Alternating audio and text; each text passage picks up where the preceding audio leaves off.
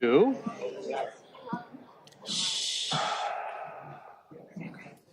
Like to reconvene to open session from our closed session. Sorry for being a little late. We've got a lot of items to get through. Do we have any announcements? Actually, hold on. We got to do roll call first. Councilmember Lowenstein. Here. Councilmember Horvath. Here. Councilmember Obaji. I see he's here, but okay. Councilmember MD. Here. Mayor. I can't hear you guys, by the way. Do you guys hear me? Yes. Yeah. Okay, let's see. Hold on. Okay, can you hear us now? Oh, that's you didn't have a microphone on. Councilmember Baji, do you hear us now? Let's see. Okay, Is it YouTube working last? that's Zoom. Zoom? Should be. It's got to be a speaker issue. All right. Okay, He's so here. Mayor Pro Tem Nierenheim. Here. Okay, great.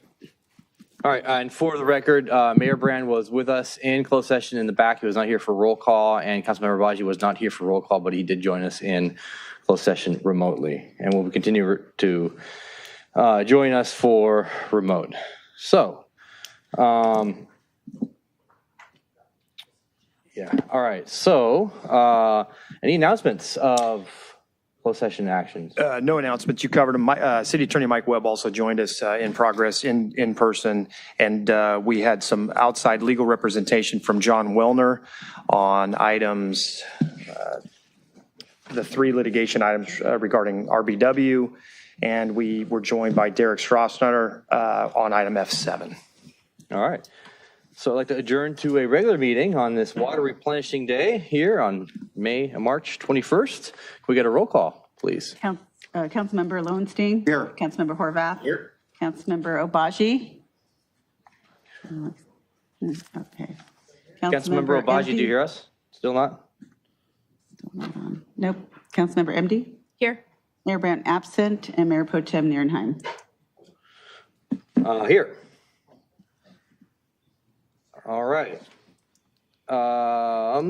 Next, we're going to salute the flag and then give a moment of silence.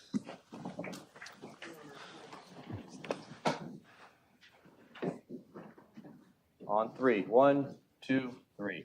I pledge allegiance to the flag of the United States of America and to the republic for which it stands, one nation, under God, indivisible, with liberty and justice for all.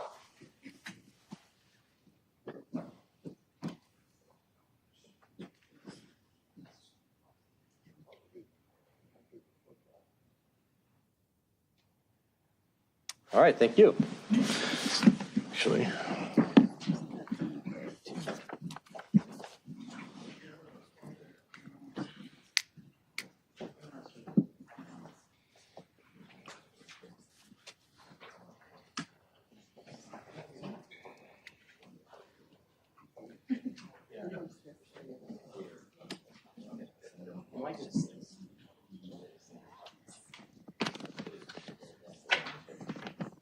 All right. Welcome, everyone, to this beautiful water replenishing rainy day. Good evening. Tonight we are familiar with and honoring an institution here in Redondo Beach. Institution we're very, very familiar with, and is the American Red Cross. And I'd like to call up today the executive director for the Greater Los Angeles South Bay chapter, Amy Papageorges, and community volunteer leader, Dan Thomas.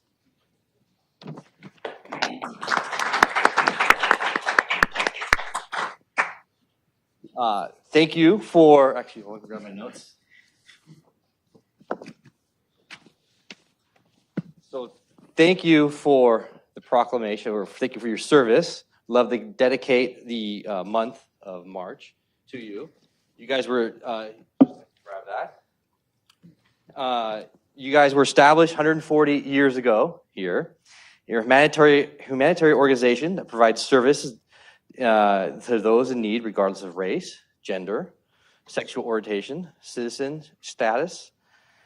You guys provide shelters, foods, feeding food and provides emotional support to victims of disasters, supplies about 40% of the nation's blood, teaches skills that saves lives, provides international humanitarian aid, and supports military members and their families. Just gave blood a few weeks ago. We had a blood drive here every like twice a year. Thousands of Red Cross volunteers provide around-the-clock shelter for disaster victims, distribute millions of meals and relief items. You know, we did do that around here as well, a lot. Greater Long Beach and South Bay chapters assist 58 local disasters, serving 274 clients, including 67 children, in the past year alone, and helped save lives throughout Home Fire campaign. Last year, our local chapter worked with community partners to install 206 smoke alarms and made 78 households safer. So thank you very much. Thank you, Mayor Pro Tem. And thank you, Dan Thomas, community volunteer lead and local resident here for our chapter. So the Greater Long Beach and South Bay chapter, we cover 29 cities in Long Beach and the South Bay, including the Port of Long Beach and the Port of LA and Catalina Island. And we respond to disasters 24 hours a day. So typically for those of us that I see here in law enforcement, we encourage the fire department when they go out to a fire and a home is lost or even a flood or whenever somebody's displaced, we encourage you to please call our 24-hour dispatch line, and the Red Cross will come out and will assist those people that maybe have lost their medication or a medical device, glasses, or if they need a place to stay for the night, and we will be there for them 365 days a year. So that's what we do. We are here to serve you. We're really thankful for our partnership with Redondo Beach and the community that we serve here. And we ask for you to please reach out with any opportunities that you have that you would like the Red Cross to participate in. And I wanted to update you that as of Saturday, you mentioned the number of smoke alarms. Just on Saturday alone, we installed 275 alarms in the city of Artesia in just one day. So if you would ever like us to come out, I'm sure the fire personnel is like, yes, please do. Because smoke alarms, literally, they do save lives. If people don't have a working smoke alarm and something happens and there's a spark in the kitchen, the house goes down within 3 minutes sometimes. So those smoke alarms really do work. So thank you so much for the proclamation, Mayor and Pro Tem. And we thank you again for your support. Thank you for the support. And your red shirt does not go unnoticed. All right, quick photo.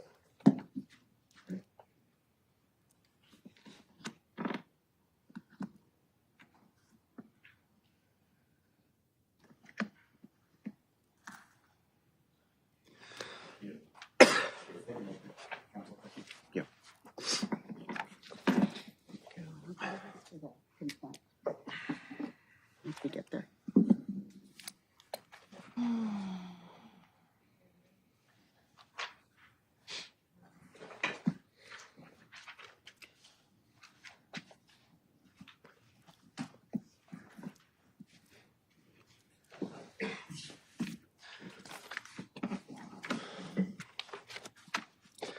All right, onwards to our agenda. Are there any motions to approve the agenda or move things around? Second. I'd like to make a motion to move P1 up, since we have some guests here. Before, can it go, does it have to go after M2? Or does it? That's a good idea. Yeah, we can do that after M2, yeah. Okay, let's do it after M2. So P1, motion to move P1 to after M2. I'll second that. Okay. Any objections to that? Hearing none. All right. So let me write that down.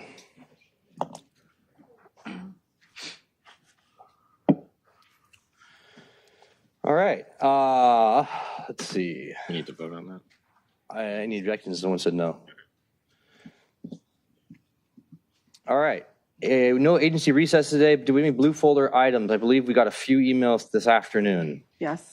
But before, I'd like to have Councilman Obaji just confirm that he posted the agenda. Oh, yeah. I think we could hear him now. Yes, the agenda is outside, posted on the wall of the building, Great, thank above the you. mailbox. Thank you. Perfect, and you can hear us. Okay. Yeah, I can. Thank you. Okay, so for blue folder items for H8 regarding the general municipal election held on March 7th, 2023, related to the results, we updated the resolution related to only Exhibit A to reflect the cured signatures that we received 2 days before certification. That's required by the election code. So there was no changes for Exhibits B or C. J1, non-agenda items, public communication. M2, Juneteenth as a annual celebration, public communication. And 1 related to Metro, regarding the Metro C line extension, public communications. And 2, Dominguez Park playground equipment improvement project, public communication. And 5, related to status of the Civic Center water-wise turf replacement project, PowerPoint presentation, and public communication. That's it for blue folder items. All right, is there a motion to receive and file those items? So moved. Second. Anyone opposed? Okay.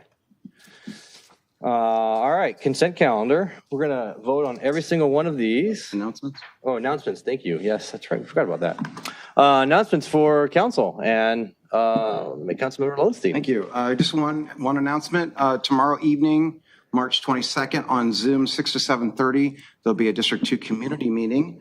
We have special guests. It's Victor Ibarra, who's the Community Relations Manager for SoCal Gas. Those of you who received a shock in the mail or online with your last gas bill, you might want to ask why. And Victor will be there with presentation, be talking about it, and also be talking about other projects around the area. We'll be talking about the election results, and then finally talking a little bit about submitting your draft EIR comments. It's due next week for the Metro line, the Green Line, and we'll talk about that tomorrow night as well too. So 6 to 7:30, you want to register on the District 2 community page, City Council, there's a registration link there. So thank you so much. All right, Councilmember Horvath. Yes, my last community meeting is also going to be tomorrow evening from 6 to 7:30 p.m. And that'll be virtual. So you can find information on social media to sign up or contact me directly. My special guest will be Councilmember-elect Kelly Lujerovich. All right, Councilmember Baji. All right. Thank you, Mayor Pro Tem. First, congratulations to all the winners from the election. And I give kudos, shout out to the people who did not prevail, because I think everybody ran their campaigns really professionally in the way that's representative of Redondo Beach. And I'm still in trial up here in Reading, but I'd like to pick up on what Councilmember Lowenstein said relative to the comments to the draft EIR. If you're unsure on how to submit your comment, just take a look at download the draft EIR. Look at the chapters. One of them is bound to interest you. Read up on it and see if there's something you think they're missing from their analysis. We're trying to catch everything here. We're getting great comments from the Mitchells and others, but we need kind of like everybody's brain on this. So please do get your comments in, and I will schedule a community meeting once back from this trial, which we just got past the halfway mark. So happy for that. Thank you. That's it. All right, Councilmember MD. Thank you. I agree with those comments, and congratulations to everyone in the election. But on last week, I got to do something so fun. I got to go to the Northrop Grumman Management Club presentation, in which was Congressman Ted Lieu, myself, and Mayor Drew Boyles from El Segundo. And wow, what a great panel, what a great time, what great people. This is truly a great company that is the #1 employer in Redondo Beach, and just really, really enjoyed it. So I was thrilled to be there, and if you ever get an opportunity to do it, you should go. It was a great time. All right. I got one or two little items. First of all, congratulations to everyone who decides to put their hat into the ring, because there are a lot of people who are keyboard warriors, who have opinions, who like to say things, but it is those who actually put their hat in the ring to actually put the paperwork down to sign their name to run a campaign. So congrats to everyone who actually does that. It's a big step. And then when you win, it's even a bigger step, even bigger acknowledgement of your responsibility moving forward. So, and I want to thank, it's a rainy day, and one of our departments always goes unnoticed, especially on rainy days, and that's our Public Works. And I want to thank our Public Works for keeping the water flowing and moving. And most importantly, in the village, I was had my review bid meeting this morning, and I remembered to be sure to write this down. There's a new stop sign in town, and I'm not much of a stop sign fan, but in this particular location, right outside of Trader Joe's, there's a new stop sign that was added. And the reason why it's there is because we're going to be eventually moving that to a one-way and putting in a pedestrian kind of hump there, mountain hump. I'm not sure what the technical term is, but lift so that people can easier walk across there. And this is the first step of many steps along the way, to make a analogy moving forward. So thank you very much for Public Works. Everyone has noticed that stop sign, myself included. So thank you very much for that. All right, moving forward. We have our consent calendar. And we have, I count 18 items on our consent calendar. I've got a couple cards here. Go through the council and see who would like to pull an item. And anyone can come and speak to any items we do not pull. So, Councilmember Lowenstein, would you like to pull any item? No, thank you. Councilmember Horvath. I'd like to pull all 15. Yeah. No, 18. Councilmember Obaji. I don't want to pull anything, but I just want to applaud our city manager on bringing forward H10 through, what is it? I thought I saw these. Oops. Sorry, I must have been reading the wrong. H15, that's it. Yeah, so bringing the updated benefits plans for the different negotiating units that we have in the city and initiating that clearly. Showing care for the people who work for the city of Redondo Beach and expressing the council's commitment in that regard. That's it. Thanks. Thank you. Councilmember MD. I want to pull H8. H8. Okay. I'm only going to pull item H10, but I will comment real quick on item H15. That is while we're not in negotiations with only one police union right now. It is important that I think we recognize that City of Redondo does a lot of things for their employees. And one thing is we provide health care to all of our employees. And we are updating the health care employee package, even though we are not in negotiations with them right now, because those costs are going up and we recognize that. And we want to thank them for their service. And it's a pretty penny, $258,000 roughly per year. So I want to thank employees for that. It's important. So we're going to is there a motion to pull items H8 and H10? A motion to approve the consent calendar without H8 and H10. Thank you. Second. All right.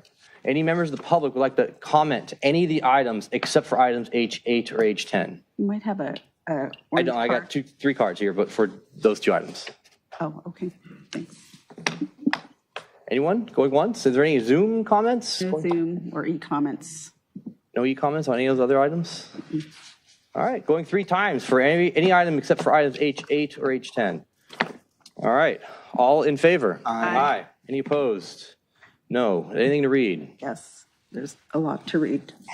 H5, adopt by title only ordinance number CC-3255-23, an ordinance of the City Council, City of Redondo Beach, California, adding sections 3-1.09 and 3-1.10 to Title III, Chapter 1 of the Redondo Beach Municipal Code for bicycle storage at the City Transit Center for second reading and adoption. H6, adopt by title only ordinance number 3253.23, an ordinance of the City Council, City of Redondo Beach, California, adopting an ordinance amending Title 10, Chapter 5, Coastal Land Use, implementing ordinance pertaining to setbacks of accessory structures in residential zones and other projections in all zones, and determining such amendments as exempt from the California Environmental Quality Act for second reading and adoption. H7, adopt by title only Resolution number CC-2303-030, a resolution, City Council, City Redondo Beach, California, amending the official book of class specifications for part-time pay plan. H9, adopt by title only, resolution number CC-2303-031, a resolution, City Council, City Redondo Beach, California, leasing certain properties to My Young Kim, an individual, DBA International Ice Cream. H11, adopt by title only, resolution number CC-2303-029, a resolution of City Council, City of Redondo Beach, California, prohibiting overnight parking at the Redondo Beach Transit Center parking lots located at 1519 Kingsdale Avenue and 1521 Kingsdale Avenue.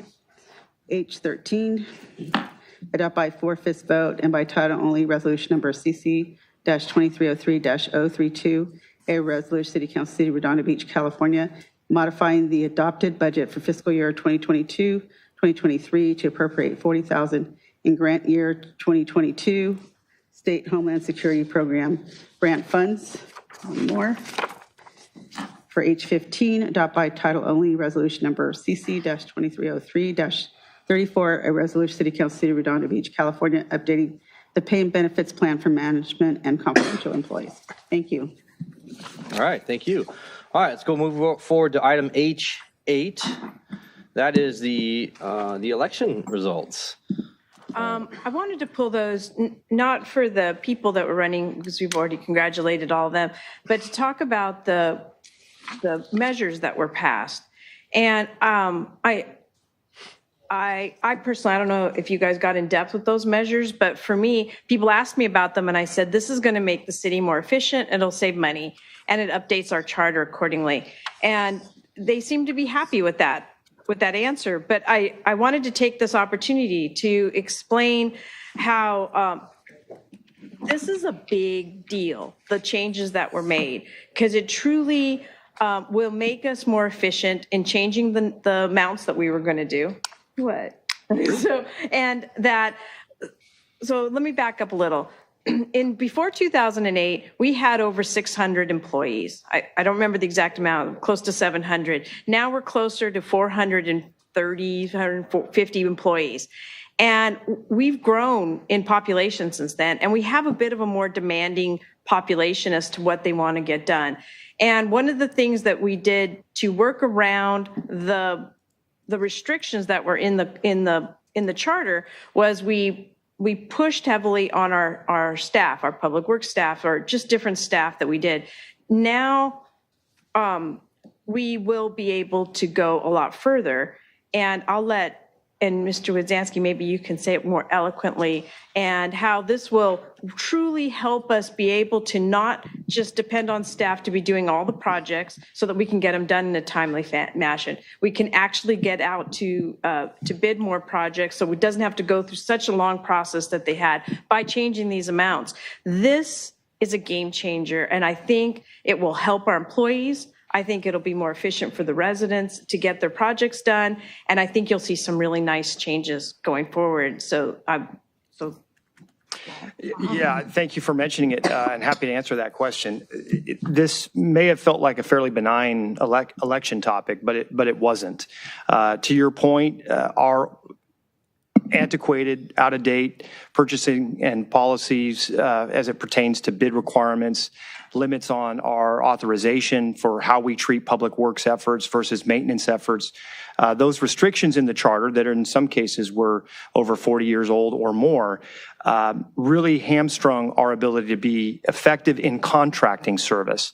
So to your point, what often our departments did was utilize existing staff to perform the work, which can lead to burnout and other issues and lead to cost inefficiency long-term.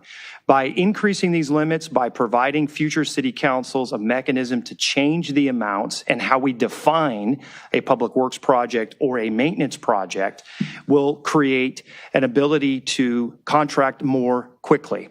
I think we will see as a result of that an ability to balance our own workforce efforts with contract supplemental project support. And by doing that, we'll execute projects more quickly. I believe we'll execute them more cost effectively. And I think we'll execute from a community's perspective to a more expeditious liking. And I know that's one of the frustrations we feel with our robust capital improvement program. We have 112 projects, I think, right now active. It's difficult to wade through that list when you have to bid in a very robust and time-consuming way a $50,000 contracting effort. I mean, that's absurd when you think about it. There were some requirements where we had authority up to $5,000 for the purchases of various materials and supplies. You can't buy anything in today's dollars in inflationary environment for $5,000. So we are very enthusiastically looking forward to the implementation of these changes. We have to wait till the Secretary of State ultimately, I believe, I don't know what the phrase is, Eleanor, accepts the outcome or accepts the final certification here. And we're going to have some work to do as a community to actually write the ordinance and define our maintenance standard and set our own by council policies and procedures. But we are very much looking forward to this change, and I think the residents of Redondo Beach made the right choice, and one that they may not fully appreciate the benefit of, at least for a few years to come as we start to see the results. And you're talking about what the benefits are for the residents, but what about the benefit for the actual workers? Yeah, and I think ultimately what it'll allow us to do is rather than lean on our employment base, we'll be able to offset some of that work with supplemental contracting, and provide them much needed relief, particularly for projects that candidly might be out of their scope. Our folks perform well in a myriad of emergency and expeditious environments, but there are occasions where I think we can provide a dedicated contract service that will perform that task more quickly and more effectively, allow our folks to stay focused on our more traditional maintenance and daily operations. And that's key. So that's the reason why I pulled that out, is I just wanted to make sure that people understand what a big deal this was. And I really appreciate all the voters of Redondo Beach for voting yes on these measures. Thank you. Yeah, I'll just add to that. I was smiling because it shows the hunger that this community has for effective change moving forward to grow Redondo. This represents that first step to make sure that we have 117 items on our CIP list. There were over 30% of those will be affected by this to get them faster. I spoke about that this morning actually at the ICA bid meeting, and we'll have work in the harbor. Every single district in the city was going to be positively helped by CA 1, 2, and 3 specifically. And it's a big thanks to the Charter Commission and their hard work moving forward to see the vision moving forward. And people say, oh, well, it didn't pass last time. Why should they accept these maintenance upgrades or these numbers? It didn't pass last time. Well, because we did it right. We had the proper input on that. And so thanks to the public work staff, you guys are really going to be helped out by this. So appreciate that. I'd like to add one thing, and that is Charter Amendment 5, which is instant runoff voting, is really big. I don't know how many cities there are, Eleanor, in California that have passed. Not too many, There's right? like 6. Okay. We're number So 7. think of all the hundreds of cities in California. Instant runoffs are the bane of every candidate. I mean, runoffs are the bane of every candidate. They hate them. It leaves the city in limbo. It costs money. The voters hate it because they keep getting bombarded by more mail. You got to contribute to campaigns. This allows people to continue to participate. Even if your first choice candidate doesn't make it, you can still get your second choice candidate, or and so it's really a great thing. I'm excited about it. It's going to take some work from the clerk and from, quite honestly, all of us, to tell people about how it's going to work. But the first election is going to be the March of 2025 election for this. A lot of eyes will be on us, I think. And I think I didn't think it would pass to the extent it passed. And I think that shows, I think it helped that all 5 of us voted for it. And it's pretty exciting to see that it'll happen. So, kudos to everybody for voted for all of the charter amendments, especially CA5. So thank you. I just remind you that before we get there, you have to write an ordinance. So there isn't, we don't know how it yeah. will work, but that's something that the council would hope has we to would. do. To that point, just so everyone understands, the next step is we'll be taking these charter changes, printing them out on, I guess, official city letterhead. And then how does this work? How do we record this in the next step so people actually know, other than just putting it in the mail? So per what's on the resolution is we have to have the Los Angeles County record the charter amendments, and then they get filed with the Secretary of State. And that once they file it and accept it, then we're ready to go. So you can fly up there, deliver it to them, get a stamp, Planning on it. and then come on back, Sometime and in then April. we can have a nice little proclamation certificate. All right, so that's any questions on that, how that works. All right, first speaker card here I have is Eugene Solomon. You also have Councilman Obaji with his hand. Oh, Councilmember Obaji, sorry, I don't see you on the list here, sorry. Councilmember Obaji. All good. It behooves us to say and recognize the initiative that I think it was Mayor Pro Tem who initiated getting the Charter Review Committee together, probably seconded by Councilmember Lowenstein, but to bring about all the discussions that led to these charter amendments that the city staff needed, and some of these changes, for efficiency and procurement and the like. So just thank you for your initiative. It could have been done a long time ago, but it got done now. And that's what's important. All right.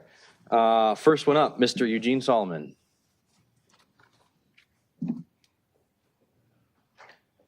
Thank you, members of the council, staff, Mayor Pro Tem Eugene Solomon, Redondo Beach.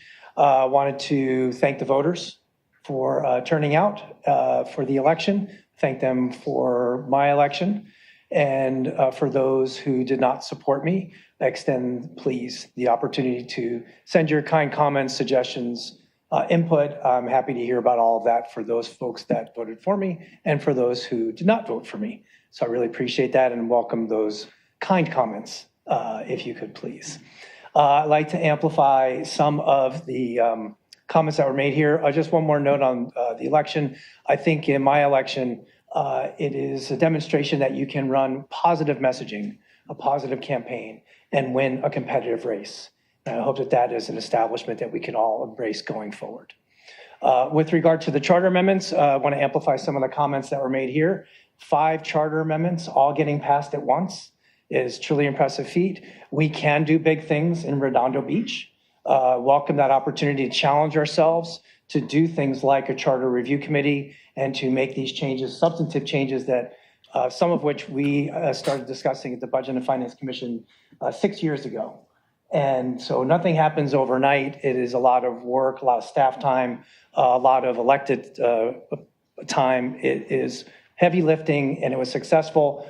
Mayor Pro Tem Nierenheim mentioned one item was CA1, where Mr. Webb, during the Charter Review Committee, let us know that that had been tried before and failed, and helped the committee craft a way to gain support, measure it, both interests for the city, for the residents, to gain the support, and it overwhelmingly passed. So thank you for all the time that was put in on that, the recommendations. There was a lot going on there. Your commissions that you have, people, please apply for commissions, for committees. Please work with your council members. You can rely on this city and the residents there for their expertise, for their volunteer. They want to dig in. They want to help. They want to do these things. And we can do big things. There's a lot of resource within the city. All the commissions are examples of that. And the Charter Review Advisory Committee is an example of that. So thank you to all the alternates, all the members, volunteers, the staff for making that happen. I amplify what you said. It's a big deal and really welcome. Thank you. All right, thank you. Next up, Ms. Arnett Travis.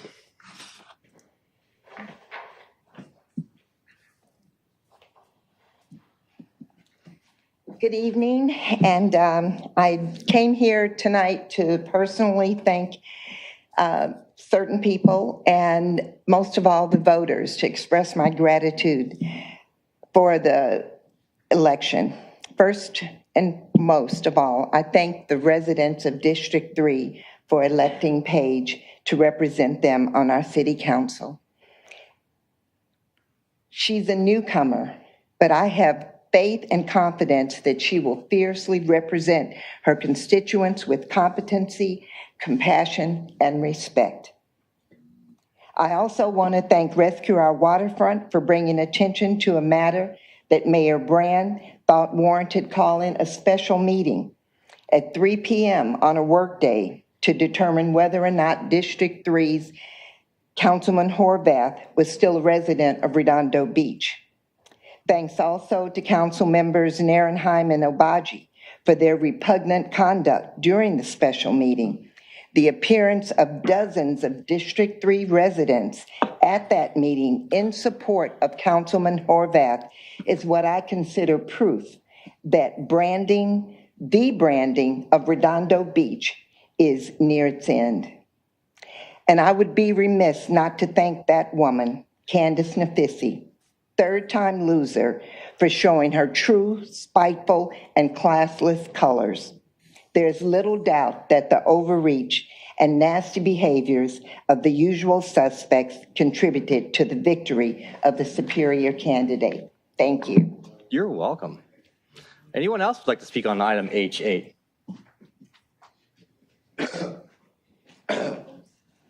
So my name is Arthur Shopper.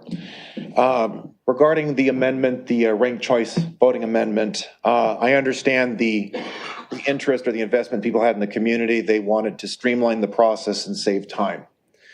However, I have seen in the Bay Area, I've read reports, they have ranked choice voting there as well. And there are now growing concerns about voter fraud. They have become more prominent an issue. I mean, I'm just reporting the facts. The state of Alaska went ranked choice voting, and now there's an initiative this year, going into next year, to repeal it. And that barely passed. I understand there was more support for it initially, and I understand that the initial interest in ranked choice is to speed up the process and get a final decision done. I would play angel's advocate, actually, and say I don't think it's a good idea. Democracy may be expensive sometimes, but you know what? Let the pressure be on the candidate. The voters have a right to make a choice, and if they get to make two choices, that's appropriate. And I think the city might need to be prepared. Lawsuits or concerns, how these votes will be tallied. We have voter problems in the state as it is. Ranked choice voting has tended to corrupt the process in a number of states, and it's created more criticism. Still, I respect that the city council and voters wanted to streamline a number of processes in the city. I respect that. But when it comes to voting, maybe it costs a little more. But you want to make sure that every vote counts and that there isn't any problems when it comes to calculating the final vote. That's becoming more of a problem with ranked choice voting. All right. Anyone else? Anyone on Zoom? I have no one raise their hand on Zoom, and I have no e-comments. I move that we approve H8. Second. All right. One last go for in-person comments. And all in favor? Aye. Aye. Anyone opposed? There you go. Anything to read on that? Yes. Adopt by title only resolution number CC-2303-033, a resolution, City Council of Redondo Beach, California, deciding the fact of the general municipal election held on Tuesday, March 7th, 2023, declaring the results and such other matters as provided by law. Thank you. All right. Madam Clerk, I was an aye on that, by the way. Oh, thank you. All right, that brings us to our next item, which is item H10. Chief Butler, can you come on down, please, real quick? So everyone knows item H10, this is a contract with, technically speaking, Seagrave, but it's through an intermediary, to buy a new fire engine back to replace one of our aging pieces of equipment. Can you give us a quick background, please? Yeah, absolutely. Good evening, council members, Mayor Pro Tem, Fire Chief Patrick Butler. I also have the Division Chief Gary Gailey with me, who can get into the kind of the granular details of the discussion. But the Redondo Beach Fire Department is seeking to add a new fire engine to its fleet to enhance the capabilities and also augment our reserve fleet. What we're looking to do here is improve service delivery through this, enhance our fleet. We have a fleet that has like a 19-year cycle. Infusing a new rig into the fleet will help us kind of smooth out the entire fleet life. And the other thing that it'll do is allow us to have a substantive, reliable reserve fleet in case we need to surge staff, in case of a big disaster comes in, if we need to add more firefighters on the front line. Well, one of the things that we need to have is a good backup plan. And so our plan would be to, if approved, to put this frontline fleet in service and then take the existing apparatus that we have and put that in a reserve status, which will be a dependable, adaptable rig to have in the fleet. How this came about is we've been looking at our fleet.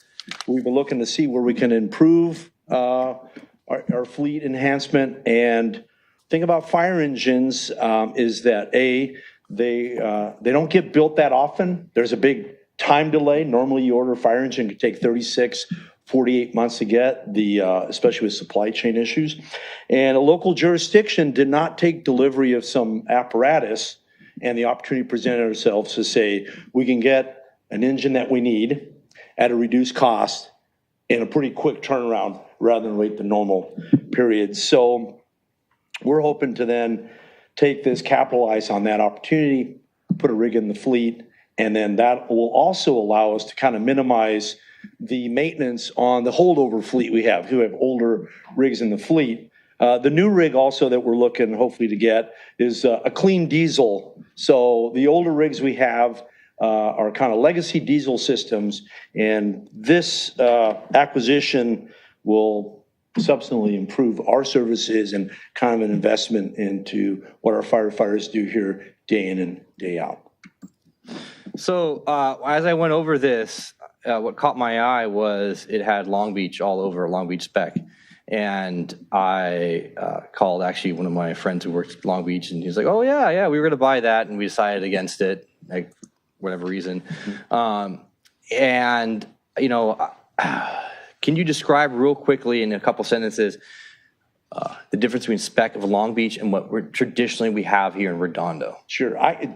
Chief can get into real granular, Chief Daly could. Just overall. But in general, one of the things that we benefit municipalities in this South Bay region and Los Angeles try to order apparatus that are more closely aligned with other departments that we work with and also have shorter wheelbases. So the Long Beach spec is actually a spec that fits a lot of jurisdictions, and it would be something that we would benefit from. It's the same wheelbase in general. And it actually, Seagrave is a long-serving fire apparatus company. So Long Beach's spec is per se a Long Beach spec, but it's really a spec for a municipal local department that kind of fits the profile of Redondo Beach. High cycle and calls a lot of high cycle maintenance, so a lot of easy find maintenance equipment and higher call volumes per year. Yeah, definitely. Departments across the region, like you say, are increasing. But not normally an engine that we would normally buy. I think we actually would spec something out to that style. The thing is that the opportunity presented itself to us. Chief Daly, thoughts on that? No, I don't want to go too far in detail. Okay. That's not my point here. My question here is, how many of our frontline equipment, how old is our frontline equipment? How many of those pieces of equipment that we have frontline right now, what's the age of those? The oldest in the fleet is like a 2001. And normally apparatus in general departments are 10 to 15 is what you have on the front line. So we have reserve holdover rigs that are from, over 20 years old. And that begins to cause maintenance issues. So our frontline firefighting engines are roughly what, 10? The oldest one is, I believe, a 2015. Okay. Right around 7 there. years old? Yeah. And so backup equipment, how many engines, fire engines do we have? Just real simple. We have frontline. Three frontline, one frontline truck. We have one fire engine in reserve, and we have one fire truck in reserve. Okay, so 2 reserves. Yes.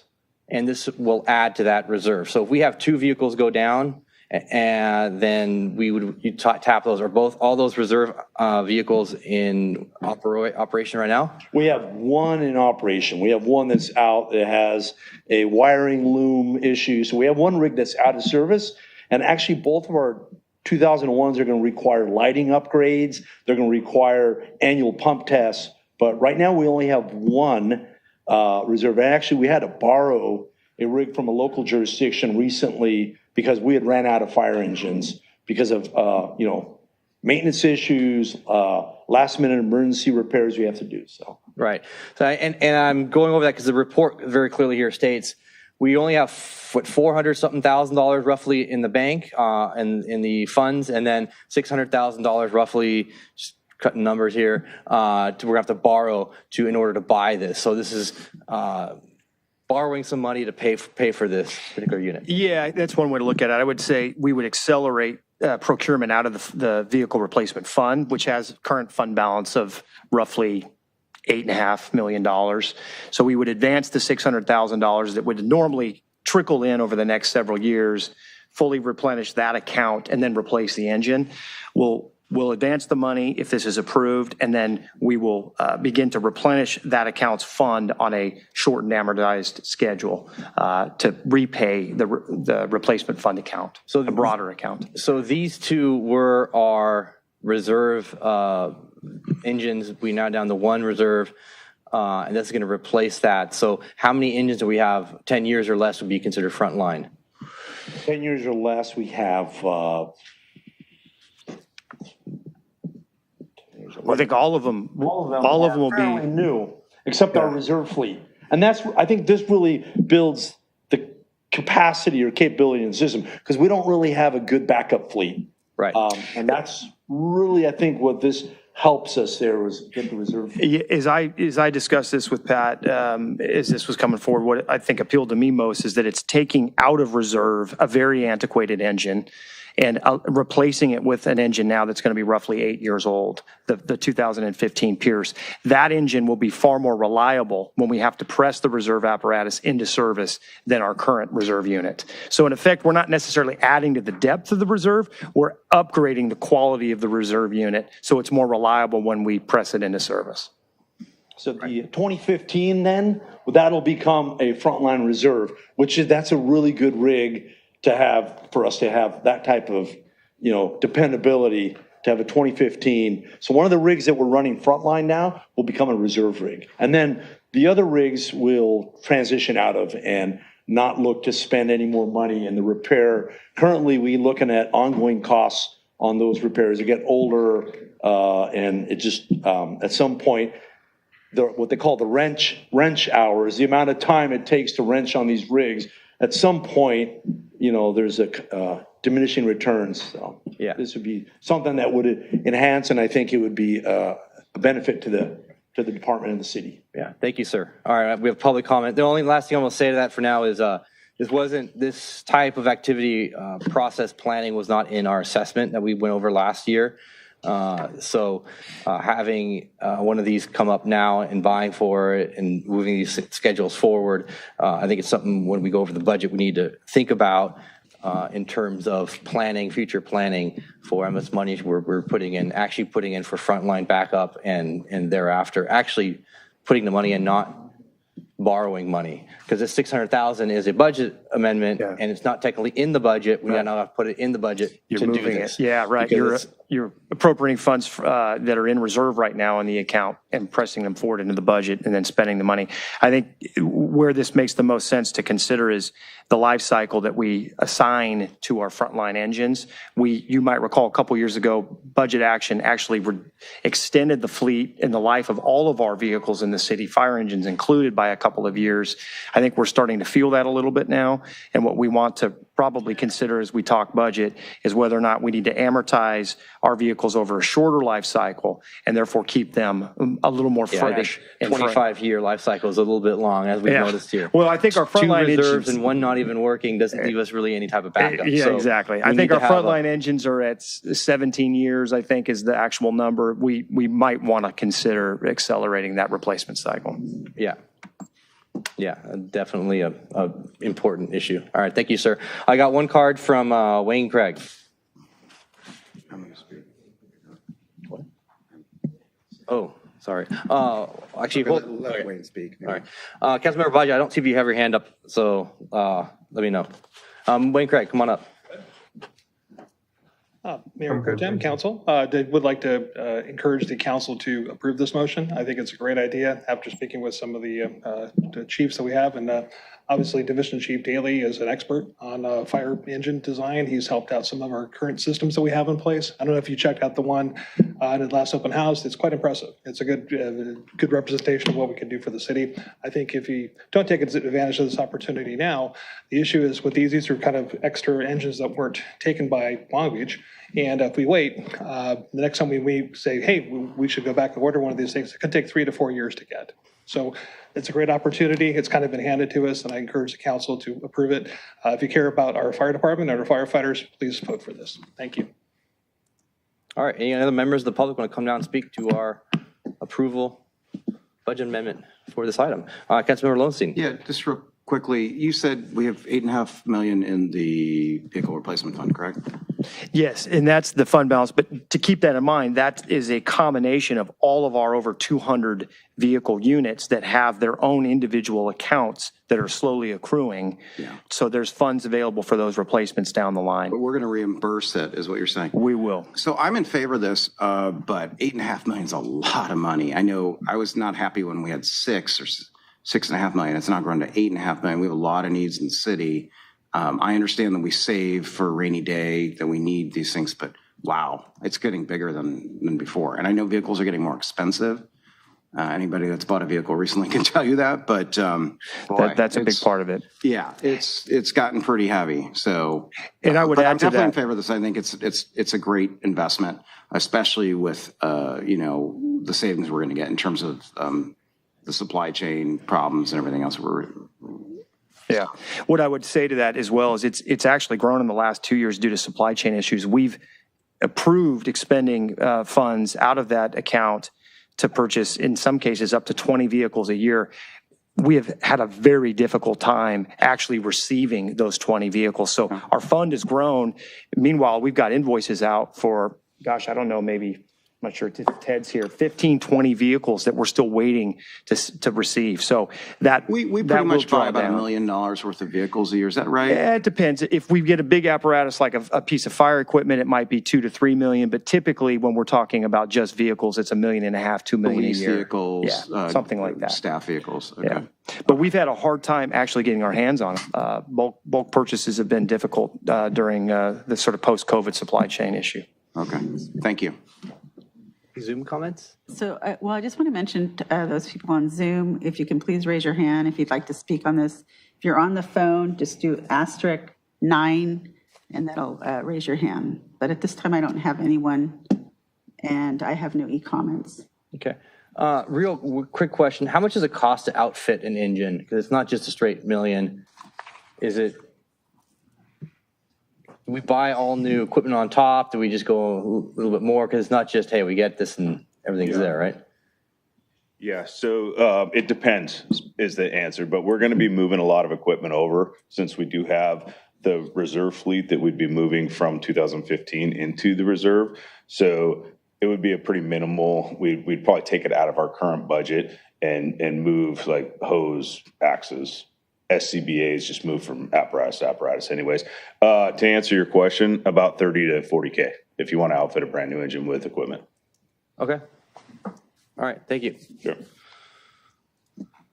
All right, if there's another council questions, Councilmember Obaj, if you have anything, let me know. Otherwise, motion approved. Second. Perfect. All in favor? Aye. Aye. All right.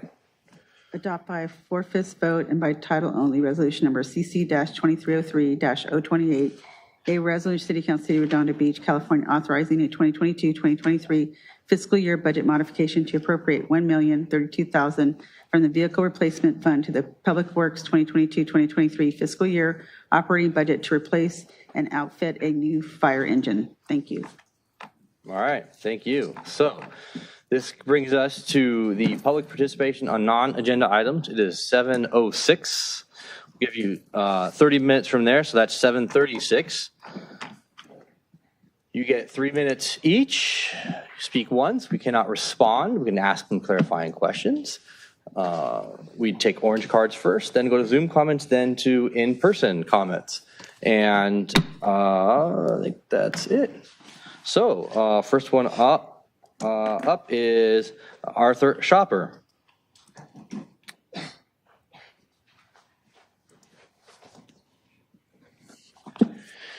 The Redondo Beach City Council needs to revisit and reject the Pride resolution flag waving in the commemoration. I agree with Redondo Beach resident Gary Molinek. Veterans get only one day, and the city wants to celebrate sexual perversion and destruction for an entire month? What's going on here? Mr. Nierenheim made a great point. There's little inclusion among the pride flags. There's 32 of them and counting. Why add more fuel to the fire? That American flag represents everyone. Laura MD mentioned we should celebrate Pride Month because they were a group that suffered persecution. Okay. First of all, the general public now suffers. Why? LGBT ideology is shoved in our faces. It's gone from the bedroom to the boardroom to the classroom. And now parents in Redondo Beach are protesting because this ideology is shoved on their kids. And let's not forget about the florists, the bakers, the photographers, businessmen, teachers, and parents who've had faced fines, lawsuits, deplatforming, cancellation, and even jail time because they don't celebrate these behaviors. This isn't about love is love or consenting adults in private. This is intolerant and it's tyranny and it's based on a lie. Christians are persecuted all over the world and every day. What about them? What about the Muslim Uyghurs in Western China? Christians don't even have a basketball player to celebrate the Christians in basketball teams.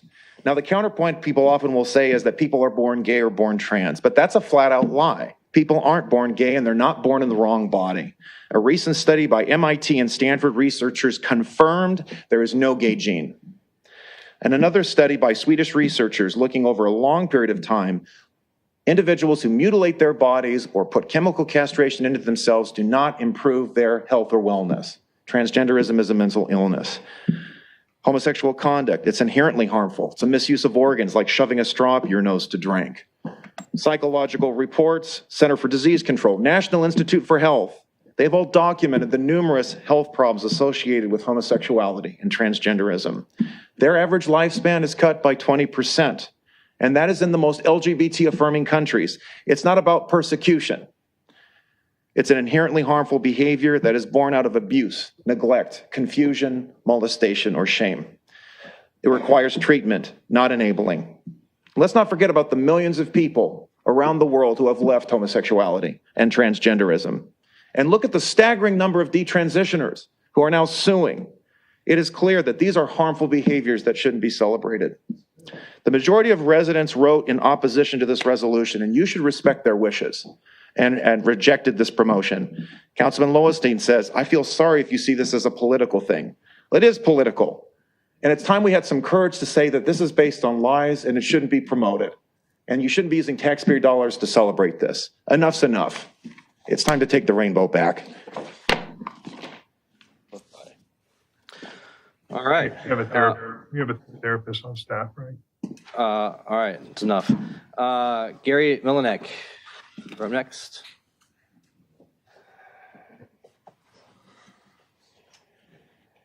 She's back. Hi, City Council. I wrote a letter this time, if I can get it out. My message will be much more subdued this time, not because I said anything untrue or false, but because maybe I will be better able to make even one person see the problem.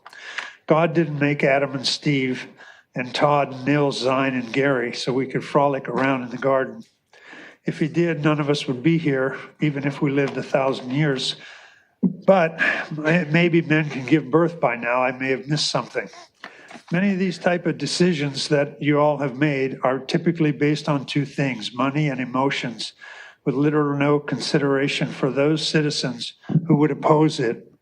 Now, sometimes in the case of advancing a cause, in this case homosexuality, it could be any cause. Someone has a personal interest like a family member or something to gain. Not sure, but I would suspect that that is the case here. I don't see what the city has to gain by flying the Q flag, unless they want to send a notice that RB will promote and protect a special class of citizen while relegating others to the subject class, sending them to the back of the bus. I will never call it a pride flag. It was stolen from Genesis, and pride goeth before the fall. So let's look at some situations or events where the protected class in the vast minority, demanded something and got their way from the subject class. Great example, teachers who refuse to teach or promote homosexuality or gender fluid ideas are often fired or suspended without pay. There is a legal team, PJI, Pacific Justice Institute, to defend and wins many of these type of cases. Look them up if you haven't heard of them. It's apparent that this type of education has been around for many years, has been invaded and been accepted in Redondo Beach and other areas. An idea for RBCC would be to promote the showing of a movie, a documentary, perhaps at the library or even in high school, whose children are they? That is, whose children are they? But then that might be too much truth and reality. Take the Gary Challenge and show the movie. If you don't want to show that, show Expelled, No Intelligence Allowed. Good luck to Paige and Scott, and thank you, Laura. All right. Holly Osborne, you are next. Sorry you have to follow that.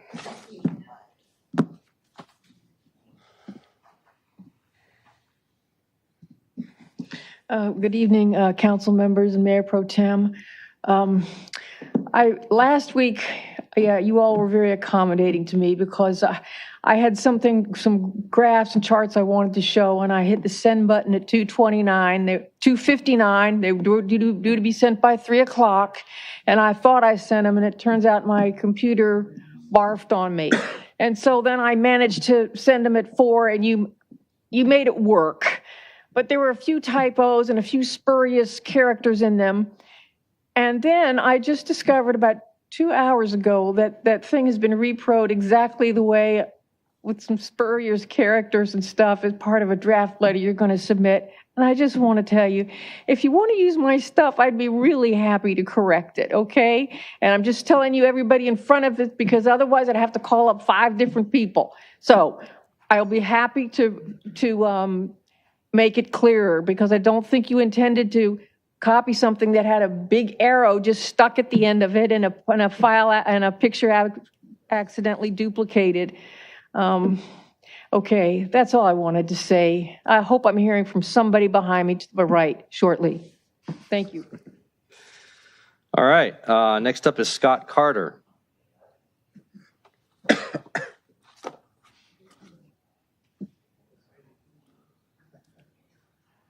How you doing? My name is Scott Carter, honorable councilwoman and men. Thank you very much. I used to be a resident of Redondo Beach from the 70s to the 90s.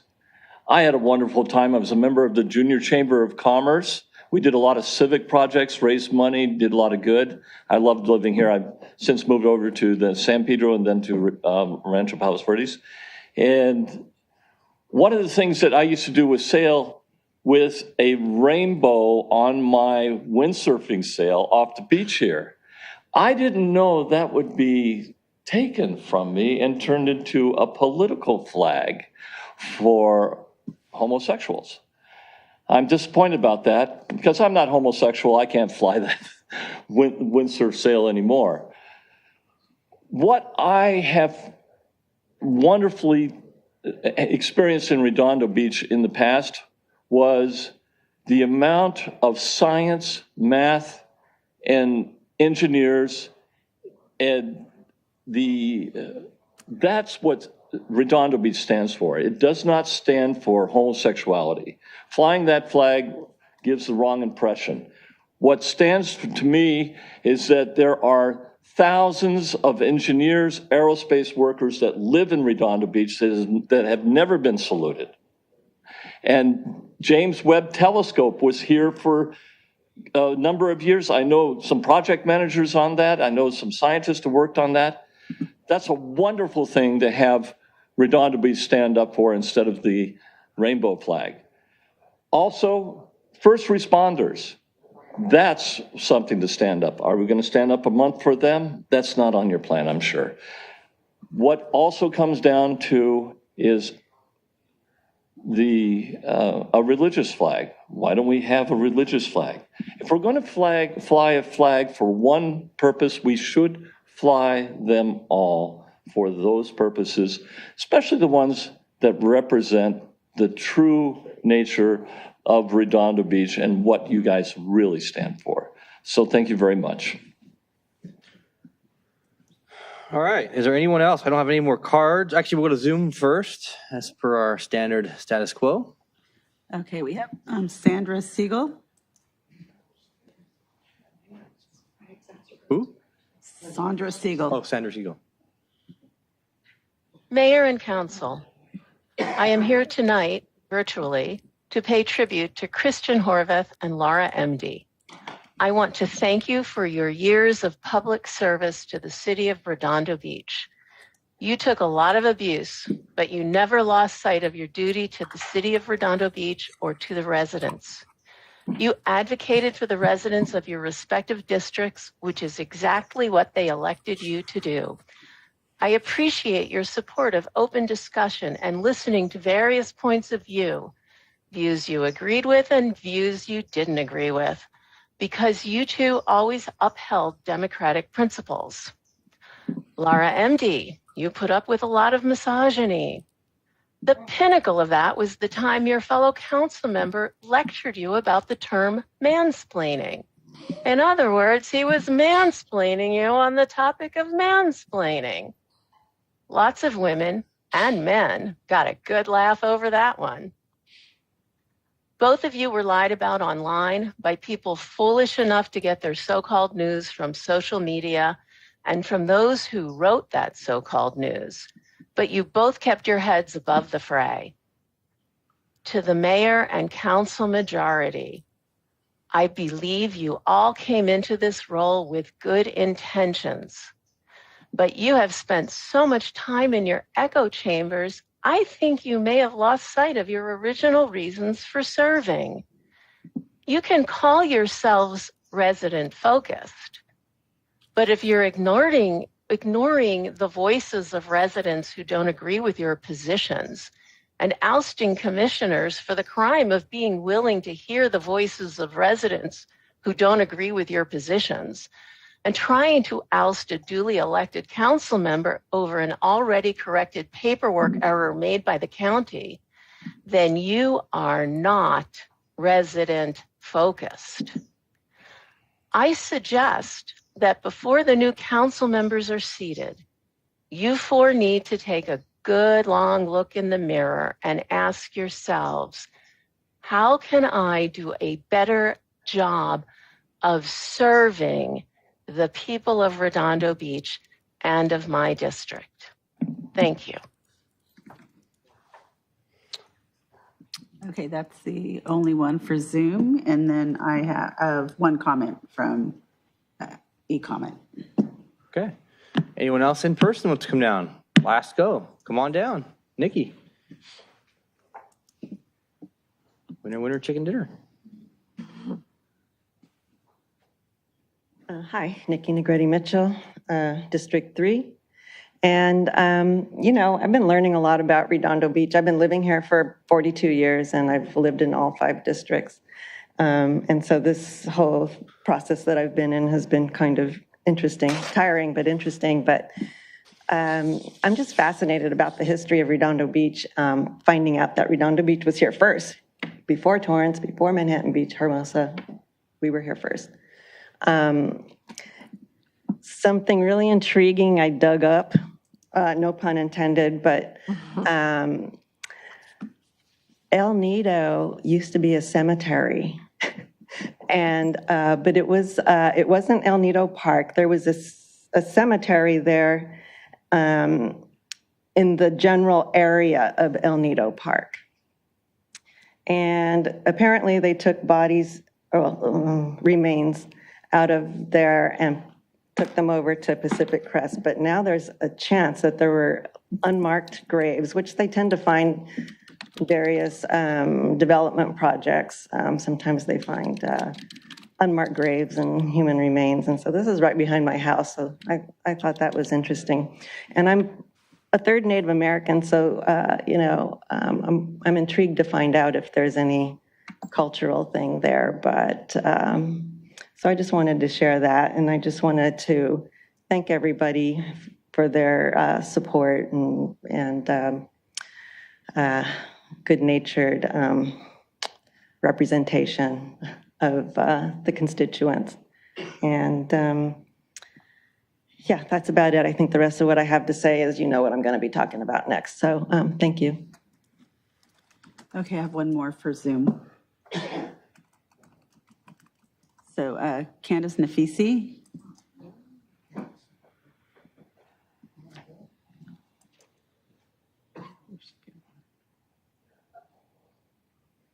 There we go.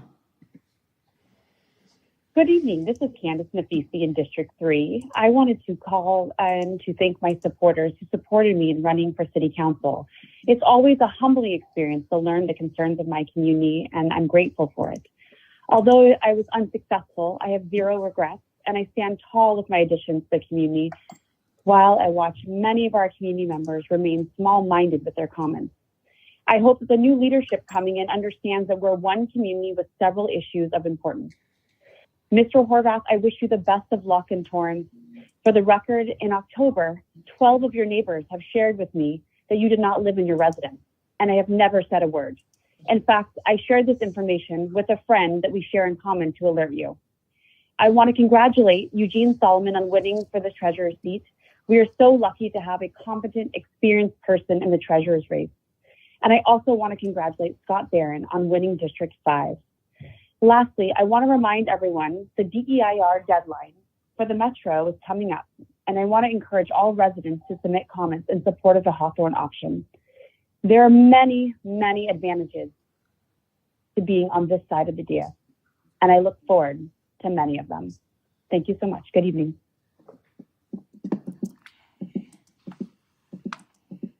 Okay, that's it. All right, anyone else wants to come down? Come on up. My name's Polly Kinsinger, and I just wanted to come up and say thank you, Christian. I've been a resident of District 3, and you have been my council member for 8 years, and I wanted to thank you for your leadership and your communication and your ability to respond when needed. Thank you so much. To my good friend Laura MD, thank you very much for your service and your stalwart ability to stand here as the only woman on this board and the issues you've had to deal with. So thank you, and I love you, and thank you so much, Christian. And I look forward to hearing where you both go from here. Thank you. Anyone else wants to come down? Going twice and gone. All right, back to our agenda. We are items consideration from the last week.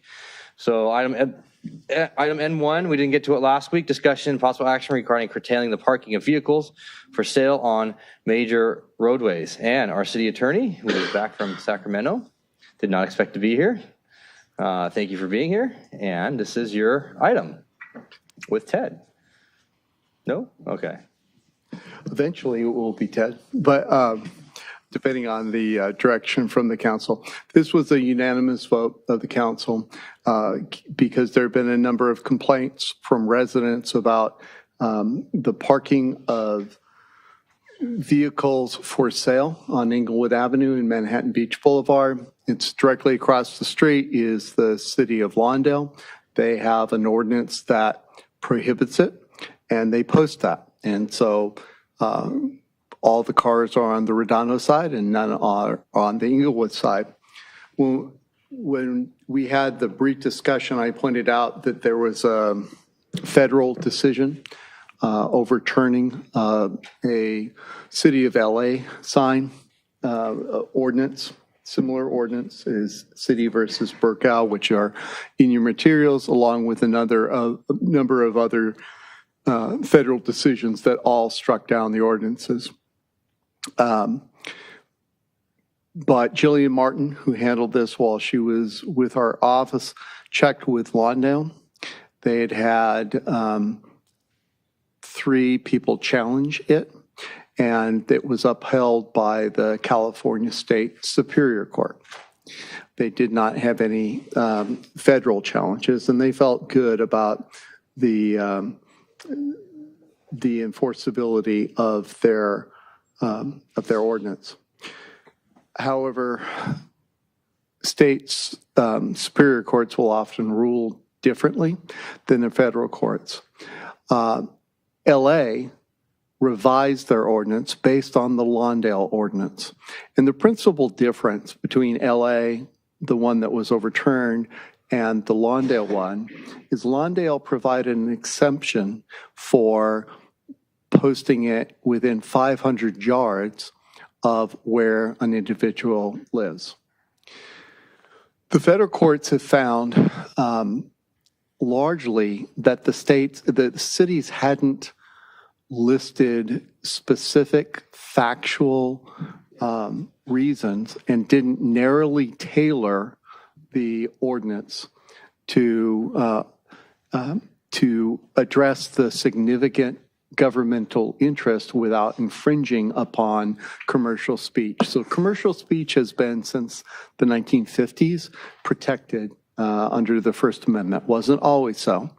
And you have to look at, is it protected? And the answer is yes. You have to look at, is there a significant governmental interest? And things like aesthetics, problems of with traffic, et cetera, are significant interests. Where the federal courts, as you may have read in the cases I gave you, struck down the ordinances, there wasn't an adequate record. It was lawyers after the fact trying to justify the ordinance. They didn't do a study. They didn't lay a factual foundation. And so, and the problem largely disappeared during the pandemic, probably because people weren't selling their used cars as much. But I talked to Councilwoman Nemdy, who has been championing this effort, and the problem is reemerging, and she blue foldered for last time some signs. My recommendation would be, and it's totally up to you, we have draft ordinance that basically is the Lawndale ordinance and would define commercial areas as Inglewood Avenue and Manhattan Beach Boulevard. But if challenged, we really don't have the factual findings. I think it would be a good idea to send it to Public Works and perhaps direct the police department through their traffic enforcement, parking control, to do a report on what efforts to enforce the laws currently on the books are being made. Because one of the first things the court will do is, well, did you need this ordinance that impacts protected speech? Can't you resolve the concerns by enforcing laws that are already on the books? But if the council so directs me, I'll return at the next council meeting, regular council meeting or special council meeting with Special one? Yeah. with with an ordinance, because the ordinance is already drafted, so we could do that. But my fear is we won't have, although clearly residents have complained, I believe Councilwoman Nemedy and Councilman Lowenstein were particularly noted that when you made the referral that this was a problem in that area. But I think it would be better to bulletproof our ordinance to a challenge, to be able to have Public Works look at it, get input from the police department, and then if we define the problem adequately, have a significant foundation, we can go forward. At the same time, if you think enough people will turn out to comment either tonight or at the next council meeting to lay out the foundation, then we can bring it back as soon as the council wishes. And with that, I'll leave it up to you and be happy to answer any questions. All right, there are no hands up. Oh, Councilmember Baji. Yes. Then we'll do Councilmember. Question for you, Mr. Webb, is if we have, for example, in Inglewood, I know that the speed limit, I believe, is 40 miles per hour.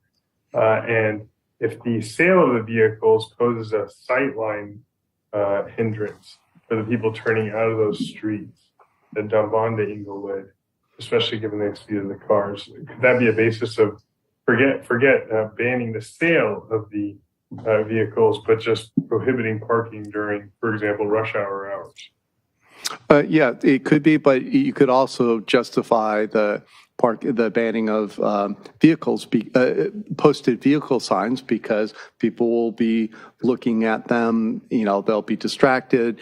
When the people are turning on to Inglewood Avenue, it's a bit of a risk. But where the courts have struck down city laws, it was just council members and attorneys speculating as opposed to laying an adequate foundation. Okay, so now I just wanted to have my screen up, so. But that is an alternative that we'd have to explore, because they'll, with that rule, you don't obviously impact any speech, but there could be other consequences. But, Public Works Commission, because it took over the duties of the old Traffic Commission, would, I think, be the appropriate commission to study it with input from the police department, parking control, traffic enforcement, and then you can lay an adequate foundation if the council decides it wants to go forward, or if it wants to go with not impact speech and go with a different ordinance that would, or a different rule that would not regulate speech. Yeah, I favor sending it to Public Works Commission. It's the Public Works and Sustainability Commission, right? Now? Yeah, we're going to change it. Okay, right. Sorry. That's right. Cool. Gotcha. That's it. Thanks. Website needs to be updated. All right, anything else? Councilmember Abaji on that? No, that was it. Thanks. Okay, thank you. Councilmember MD. If you go on the blue folder items, you'll see that the signs that are on the Inglewood side, on the Lawndale side, in which it says no parking anytime, vehicles posted for sale on commercial streets. And you'll also see a letter from a resident who gave examples of commercial vehicles on Inglewood and how it hurts their line of sight. When I asked for this to come back, and with the support of the council, 5-0, and Councilman Lowenstein did the second on that, it was this was a big issue because there was an entire row throughout the entire street of cars for sale. The thing is that COVID hit, and suddenly there aren't any used vehicles to be found anywhere. So it's not an issue at this moment, but as the COVID goes away and used cars start to come on, this will be an issue. And it was just 2 weeks ago, I saw a car for sale on Inglewood Avenue. And so I thought, oh, it's starting again. So, two issues have come out in me trying to get the word out to residents. One is that it will be an issue, and there is interest in it. It's just not, people aren't quite as angry as they were at the beginning. The second issue that came up, and you'll see the photos from Mr. Samar, is the commercial vehicles that block the line of sight, and they tend to park it along there. In both Districts 5 and Districts 4, I believe, Councilman Obaji can confirm that. And I thought that there's no commercial parking allowed on that street. Is that correct? Do we know? What can we address that? We did ban the commercial parking at least south of Artesia Boulevard, between Artesia and Grant, on the west side of Inglewood. Thank you. Good evening. Inglewood Avenue is a tricky one because it's a truck route up to Artesia, but it's not a truck route in between Artesia and 190th. So commercial vehicles are allowed to travel on and park on Inglewood from Artesia North. So the big complaint area that we've been helping Councilmember Obaji with is Inglewood Avenue in the area of Rockefeller, Carnegie, and it's very clearly posted there about commercial vehicles parked in that area, and we have been conducting enforcement. We've seen some improvement. It kind of comes and goes, but we have conducted enforcement there, over the past year or so, and I think there's been an improvement. But I looked at those, I'm sorry, go ahead, sir. Huge improvement. Thank you so much. Of course. And I looked at the pictures in the blue folder, and in that area where those vehicles are parked, it is a vehicle that can be considered a commercial vehicle, but it does have a trailer that is attached. It is legal. And when it's parked in that area, unless it's in violation of a posted sign, because there are signs there, I think it might be 3 p.m. to 7 p.m., there would have to be some other sort of violation, but the mere presence of that vehicle in that area, based on the fact that it's a truck route, if it's within the time parameters that it's legal, it wouldn't be a violation. So even though the obviously from the pictures, they can't see around those trucks. Clearly there's a line of sight issue. However, the mere presence of that vehicle based on the signage that's in that street and the fact that that street is a truck route, the presence of that vehicle there wouldn't be illegal. I'm not saying it's not a problem for that resident, but from the standpoint of the municipal code and enforcement, in that particular circumstance with that specific vehicle, the way that it's structured, it wouldn't be a violation. Okay, so thank you. Anyway, I really think we need to go down this road and start to put together an ordinance for this, because this will become an issue again, and it's already begun. So I think that we need to go forward with something like that with the Lawndale. All right, Councilmember Horvath. Yeah, I just had a couple questions. Is there, in going down this road, if there was a blurry line or, where you were concerned, can it just be resident-only parking with permits? Could you limit any parking there with a for sale sign to people within a certain radius of there, so that it is more resident-centric versus people putting commercial vehicles there and just, bringing all their stuff down there and using our streets as like a used car sale lot? So the first one is, yes, you could. The second one is, yes, you can if you laid an adequate foundation to regulate the free speech, which is the advertising. The vehicle for sale is commercial speech. So you'd have to lay that adequate foundation to be able to defend it in court. And I think part of and again, whatever the council wants to do, if part of what Public Works, I think, ideally would look at is what are the alternate laws that we could pass that don't regulate speech, and is there additional enforcement that can be done? And then we can show a federal court of challenge, yeah, we tried all those things. And if they don't work, then we had to regulate commercial, we had to regulate speech. On the other hand, if other laws will take care of the concerns, the legitimate significant interest of the government, then you wouldn't need to regulate free speech. All right. Any other public comment from this item from the public? Sorry, just one follow-up question. Oh, yes, sir. Either for the chief or the city attorney, is the municipal code that dictates that we can't prohibit truck parking on a truck route, is that set by Redondo Beach, or is this a state code issue?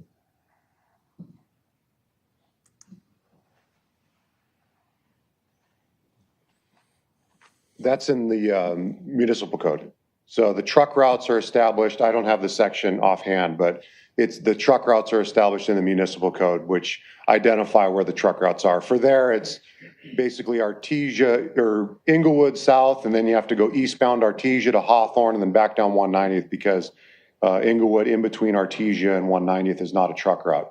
And we have had some issues with that various spots in the city, but it's indicated there in the municipal code. It would have to be a different type of violation, like parked for over 72 hours or parked in violation of posted hours based on a sign that's there. But mere stopping of the vehicle legally on a truck route without any other sort of violation would not be enforceable. It's 3-7.903 in the meeting code is where the truck routes are designated. Thank you, Mr. Webb. Thank you both. Just one follow-up question. Are we obligated to provide truck routes in our city, or is that just something that we voluntarily did? And what's the purpose, I suppose, of designating truck routes? You prescribe the trucks from driving on other streets? Allow your grocery store to carry groceries. I mean, because if you prohibit, you have to have it or it's going to have unintended consequences. But it does prohibit trucks from driving on other streets. Okay. Yeah, it has to do with the weight, the gross vehicle weight, and the ability of the streets to support the vehicles. I'm probably not the best person to answer this question. It's more of an engineering question, but I know that it's specifically certain streets, and that's why Inglewood, it's a perfect example of why Inglewood, based on the street, the residential area, the dips in between Artesia and 190th is not designated as a truck route. People do violate that, and we're dealing with that with some issues in South Redondo right now. But it's specific to safety of the roadway and also to minimize the disruption to the residents. Thank you. Very enlightening. All right, that's it. Thank you. I'd also like to comment that 190th Anita had become an issue before the pandemic, like Inglewood. And as Chief Hoffman was saying, Diamond is a major issue when it comes to truck routes. That's right where the high school is. I don't think we want trucks going down where kids are walking to and from school. And a number of residents have complained about it. So I'm all in favor of designating truck routes like we've done. It does keep them away from the residential streets, especially ones where you have kids coming and going from school. I think that's really important. So thank you. Any members of the public want to come down and speak one last time?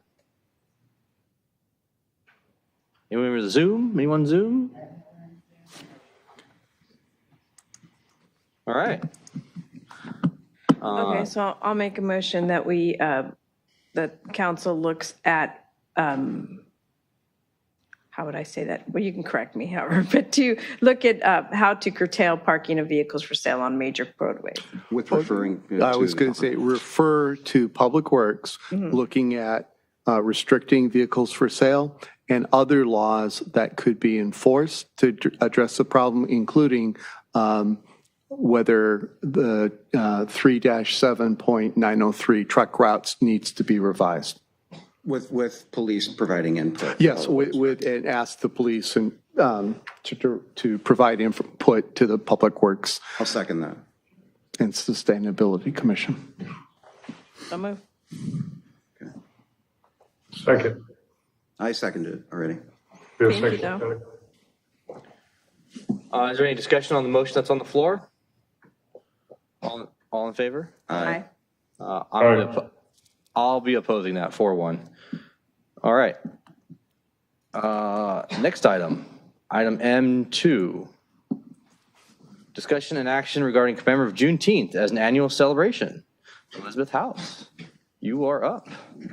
Good evening, Mayor Pro Tem and City Council. At a previous council meeting, a referral was made to staff to return to council with an item discussing the possible adoption of a resolution celebrating and recognizing Juneteenth. And so staff has prepared that resolution, and it is before you tonight for your consideration. So I don't have the motion that I had written out from last week here, but, I think it's important that we actually do something for this, and we want to concentrate either our commissions or social media, elevate those who are who can relate, who want to be brought forward and be shown to others as, I forgot the exact word here I'm looking for, as an elder, so to speak.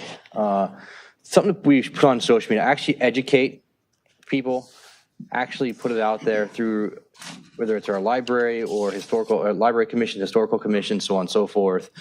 And we should have these days and make them a point of reference for our community, to celebrate that in our community, because that is far more than just doing a resolution or a proclamation. And I think that's where the path we as a council overall should go down. So those are my comments on that. I'll make my motion. If there's no one here on the council that's putting hands up. But I'll second that too. Well, I'll make the motion. I'll make a motion on that in a second. I thought you did. Well, it's not really a motion yet. Any members of the public want to come down and speak to this? I want to speak to it. Okay, go ahead. Go for it. So this is something that's very personal to me, just because I do represent employees who have been discriminated against or face hostile work environments based on their race as African American or Black. We currently have multiple cases involving that. I can't tell you the discrete ways that systemic racism continues to permeate our employment here in California, especially in the places that you don't even think it would exist, like in government. A lot of bad stuff occurring in the jails among the correctional officers at the state level and the federal level. In crane operations, the longshore industry, there are very few African Americans involved in that industry, and they're marginalized when they're there. So it's important for us to keep our awareness on the fact that systemic racism does exist, and just increase the education and awareness of that. So I'm open to any and all ways that we as a city can do that and let all people know that they're welcome here and will be treated equally here. Thank you. And I will just add that, this is, I think we should, I'll make the motion now. I'll make a motion to pass this resolution and support Juneteenth and the history behind the day, to have the Historical Commission and Library Commission evaluate options in the month of May to help elevate and educate members of the public for that particular day on social media and events in the library and so forth. It's about the day and the history of the day, and I really want to make that exceedingly clear for people to understand, because if you forget history, you forget where we come from. Recently, I took a tour of the Hall of Justice down in downtown Los Angeles, where the Sheriff's Department is at, LA County, District Attorney's Office, and the morgue. And what was interesting to note is, while a lot of headlines, and rightfully so, gets made regarding what we did with the Japanese Americans in Manzanar, what people don't realize, and what I learned, was LA County Sheriff's Department had a literal book. They would take down notes from members of the public who would call in and report their neighbors who were German and Italian and some other faiths. And they would put these people in a book, and they'd keep a watch on them.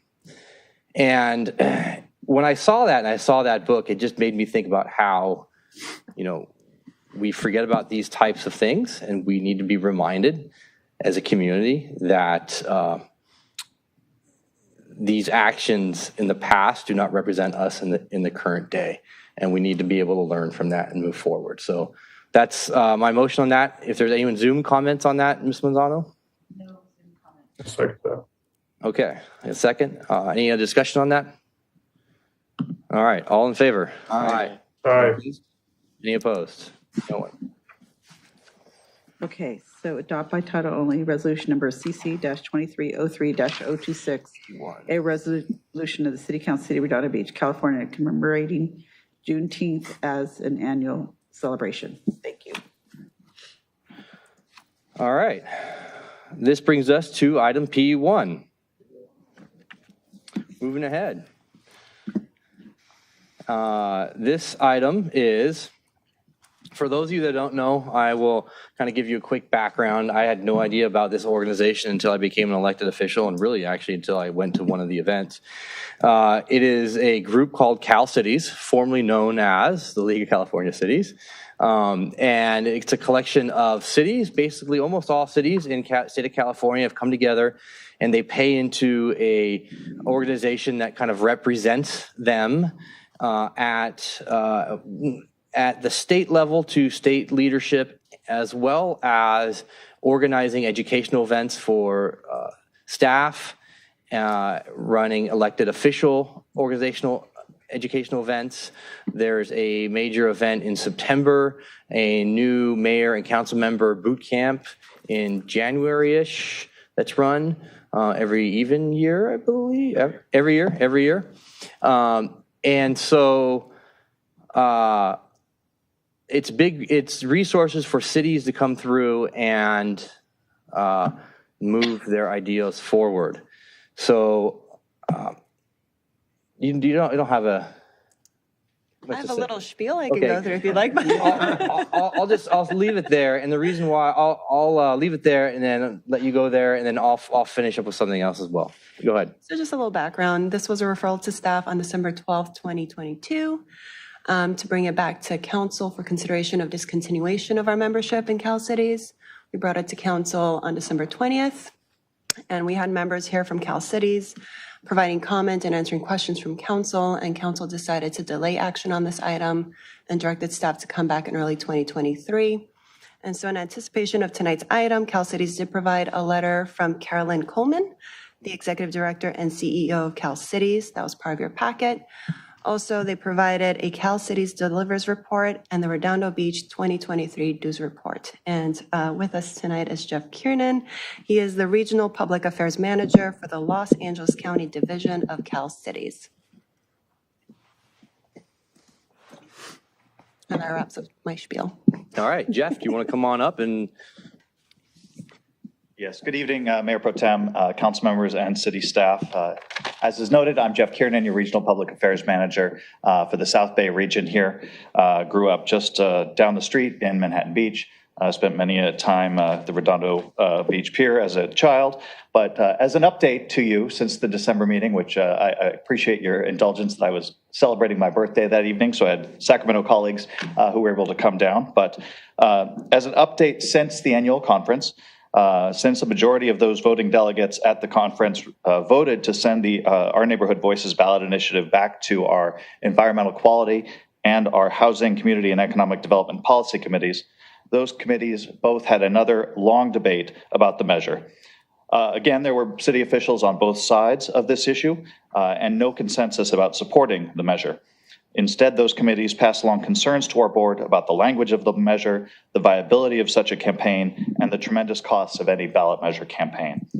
At their February meeting, the Cal Cities Board met in closed session to discuss a possible land use ballot measure, but after listening to a report on polling and what it would take to run a successful ballot measure campaign, the board directed Cal City staff to launch a public-facing campaign to showcase the work cities are doing on housing and deferred a decision on any land use ballot measure campaign in 2024. As noted in the letter included in your agenda by Executive Director Coleman, we are also making changes to the resolution process that takes place at the annual conference per some of the recommendations that we received following the September discussion. Although I know the Our Neighborhood Voices ballot measure is a priority for some on this council, I hope that you will consider some of the other many benefits that come with membership in the League of California Cities, including educational and networking opportunities for your city staff, and of course for the new council members and treasurer who will be sworn in next month. Additionally, Cal Cities is frequently a tool for state agencies to reach city officials urgently. City Manager Wazansky and Councilmember Narenheim will probably recall that this happened just a few months ago on December 30th, when the California Department of Housing and Community Development reached me with an urgent message for the city. City offices were closed and Redondo Beach was less than 24 hours away from losing several $1,000s, I'm told it's a couple $100,000 in SB2 planning grants. Although I was on vacation at the time, I was able to reach both City Manager Wazansky and Councilmember Narenheim on their cell phones within the hour and made sure that that paperwork did get filed with HCD. At Cal Cities, we don't ever want our members' cities to leave grant money on the table, and I'm glad I was able to help ensure that that paperwork was signed to retain access to those funds. I hope you'll consider all of the factors and decide that Redondo Beach, as well as all California cities, are stronger when we work together. Thank you, and I'm happy to answer any of your questions. Okay, Councilmember Lowenstein. Yeah, Jeff, thanks for coming. Can you explain to me what your organization has done to expand and protect local control for cities recently? Just today, we had a number of city officials and our lobbyists who are attending the State Senate Housing Committee to urge action against SB 423. As you know, hopefully know, we sent out a number of advocacy alerts. We have joined the lawsuit for SB 9 as an amicus partner. So we do advocacy at the state legislature, at the Congress, and certainly work with our local cities to advocate for local control whenever possible. Okay. Well, I appreciate you being here tonight, and Ms. Coleman and the president for being here December 20th. It's now March 21st. I was expecting to at least be contacted in the last 3 months about what was going on. I just found out just now what happened, what was done, the discussions by the policy committees. I was there in October watching it firsthand, how things were shut down, debate was shut down. I realize there are people on both sides, but it was not presented on both sides at the meeting. Land use is by far the biggest local control issue that we deal with as a council. And we've been out there along with a lot of other cities fighting the state tooth and nail on this. It is breaking cities apart. It is pitting parts of cities against other parts of cities. We need somebody to stand up for us. I haven't seen the league do it. I still believe in the league. I still believe a lot of the things it does. It's a great organization. I intend on being at the conference in September. But the one thing that's in your mission is to expand and protect local control for cities through advocacy and education. I just haven't seen it on land use. And I don't blame you. You guys are in a tough position in terms of both taking one side or another. But I think healthy debate is always a good thing. And it wasn't done right at the meeting. And no one explained to me in the last 3 months how it will be done better at upcoming conferences. So unless something radical happens tonight, I intend on making a motion to discontinue our membership until we can figure out a way to listen to all sides and not just one side.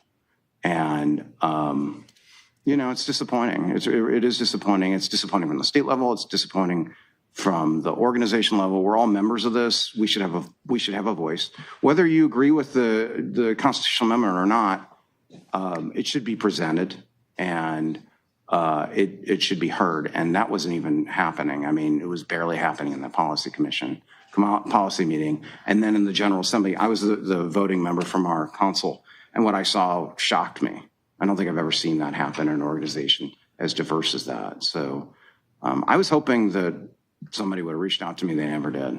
So I don't know what else to say. We gave it a lot of time. 3 months, this is 90 days. It's a long period of time. I actually thought it was 2 months. It's now 3 months when they came December 20th, I believe, right? Yeah. So that's how I feel on this. Again, I just feel like it's failing its prime mission. So. I will just say the process was followed. We had an independent, parliamentarian that day who was following our process. As I said, we are looking at changing that process. As I know, Rolling Hills council member and the vice president of the LA County Division, B. Derringer, who was here on December 20th, she mentioned that the governing board is working on those changes. They have recommended sort of taking out those resolutions. I will say this though. I, as your regional public affairs manager, really could have helped steer Mayor Brand and the others who are bringing that forward. I never would have recommended a petition resolution because it doesn't get the analysis or consideration. But unfortunately, I wasn't ever made aware of that until a week before. And I wasn't given the opportunity to sort of guide you during that process. Well, I understand that, but these bills have been going on for years now. And all of us are unanimously, it's hard for us to be unanimous on anything on this council or a lot of councils, right? We're unanimous that this is wreaking havoc in our city and our neighborhoods. It's not just that this should have been addressed any other. The reason the constitutional amendment was put forward was because we felt like cities' voices are not being heard and residents' voices are not being heard. So, yeah, it's possible that maybe it should have been submitted earlier, but this has been going on for years, and I don't believe what I've seen, the league has stood up for cities, and we've had to look at legal action to deal with this. And that's hopefully the last resort, but no one seems to be listening to us. It's really, really amazing. I think most people are not aware of what's happening, but we see it. We're on the ground. We see it happening. And it's really a shame, so. Yeah, I could certainly understand that. I think we've done a good job here in this area specifically of making sure that our legislators that represent Redondo Beach and other areas in the South Bay are made aware of exactly what the impacts are. But there are 482 cities in California. Nearly all of those are members of Cal Cities. And you do have quite a few city leaders from across the state who unfortunately are not sharing your concern about the local control, at least as you're seeing it. I've heard, many comments from council members, say in the Central Valley, or that want make sure that the cities in this region are taking their fair share of the population rather than sending them up there. So it's a situation that local control doesn't necessarily mean the same thing to every city council member across the state. And that's what has sort of borne out in the committee process. We've had opportunities for all of you. In fact, the president made the offer to put you on our housing committee when he was here in December. So, taking your voice away from this conversation isn't going to really help steer Cal Cities in a direction that is more closely aligned with Redondo Beach. Yeah. Okay. I just want to make sure that everybody's heard, and that's the problem. That while we're committing this to death, these bills are passing left and right up in Sacramento. So time's a wasting. That's the problem. Is that this is already the train is well down the tracks, to use a bad analogy for tonight, but the train is well down the tracks and it's heading our way. And I just thought this should have been done years ago. And then when I saw what I saw in October, really, really upset me and upset a lot of people around us. Torrance 7-0 vote, unanimous vote. They're feeling this. This is not some conspiracy. People are feeling unheard, not just in Sacramento, but by the league, I think. So. Thank you. Okay, Councilmember MD. So you're in a tough position because, like you said, it was 482 cities, and you take direction from those committees that are on there. And I've been on those committees, in which there are 35, 40 of us sitting around in a room trying to have a debate over something. And so things that I thought would just get passed, turns out there's lots of people with different views on those. And so getting involved in the committees is absolutely paramount to this process. One of the questions I asked Bea when she was here is, how in the world are you going to change that? She promised to change the process. And one of the things I said was, how are you going to change that process within 3 months? So that's what you're telling me, is that you're in the process of changing the process, right? Correct. With regard to changing the actual process of the annual conference and how that works, that requires a bylaw change, which can actually only be done at the annual conference. The governance committee has been meeting and making recommendations.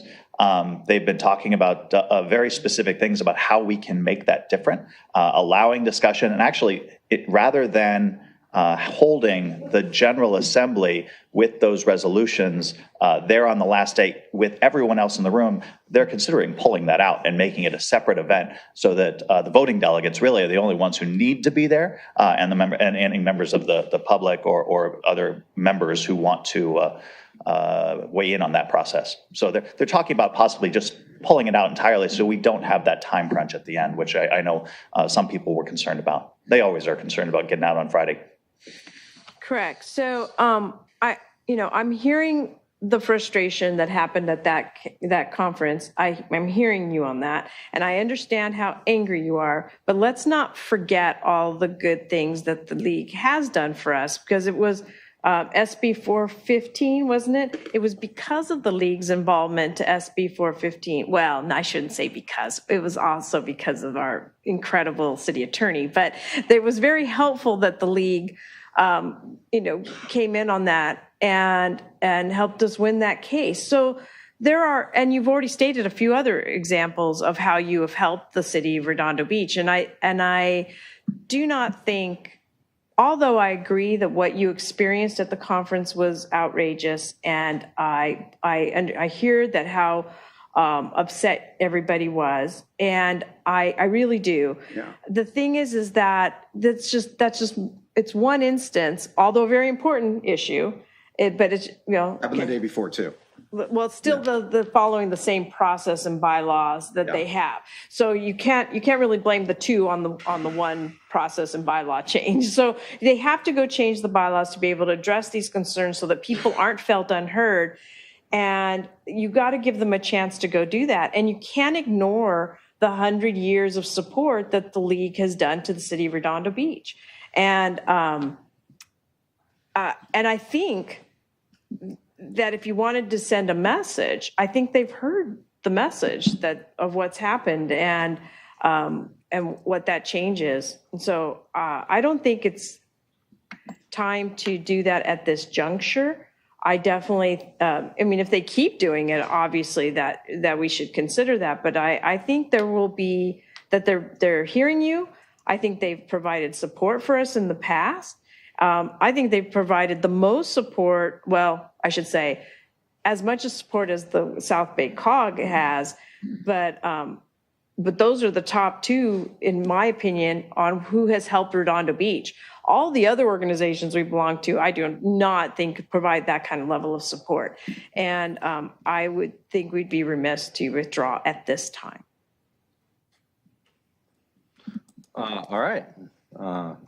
So I'm not focused on the policy discussion you're having, but I do want, and I hate talking about pending cases in public, but they don't often, they very seldom, the league files an amicus brief at the trial court level. It's normally always of something that affects cities in general at the appellate court level. In fact, they have to get the trial court's permission. So they did that in SB 415.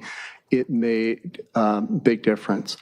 They're doing it in SB 9 at the city of Redondo Beach's request. If we are no longer a member, that request no longer exists, and it's just the 5 cities filing SB 9. That's a very important case, and it will negatively impact that case. So that's all I'm saying. All right. Councilmember Obaji, is your hand up by any chance?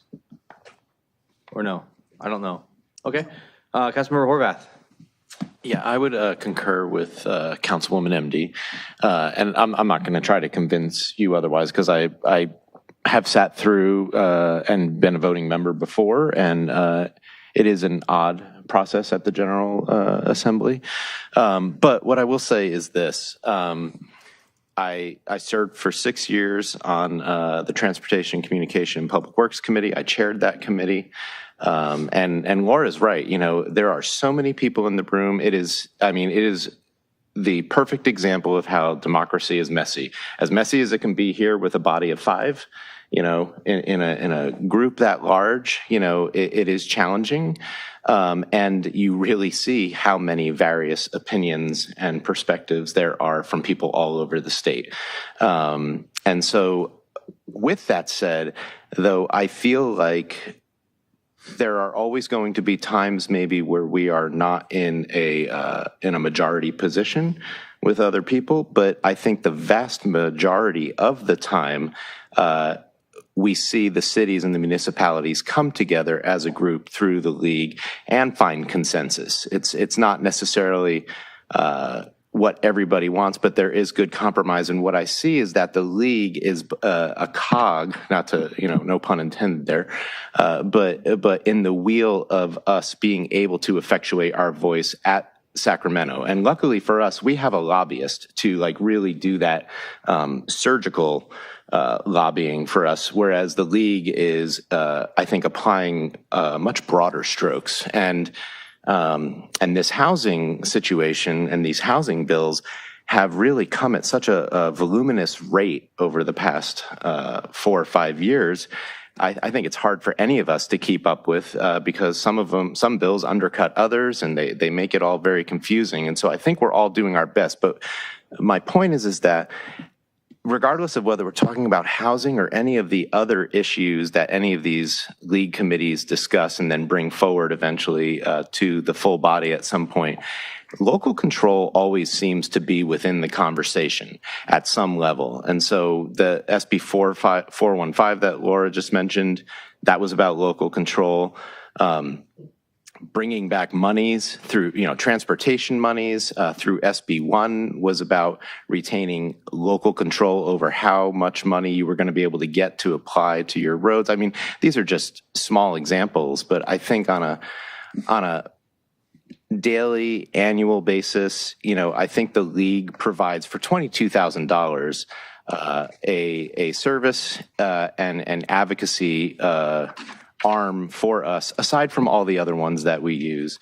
And I think it would kind of be, it would be in our best interest to remain on board. Clearly, Laura and I will not be here, but I would recommend that we stay and that we continue to press. I mean, just from reading Carolyn's letter, it sounds like they really took to heart all these same complaints that you issued in October. And that they are trying to make substantive changes as to how can that full body make decisions in a way where everyone feels like they were heard and not just passed over.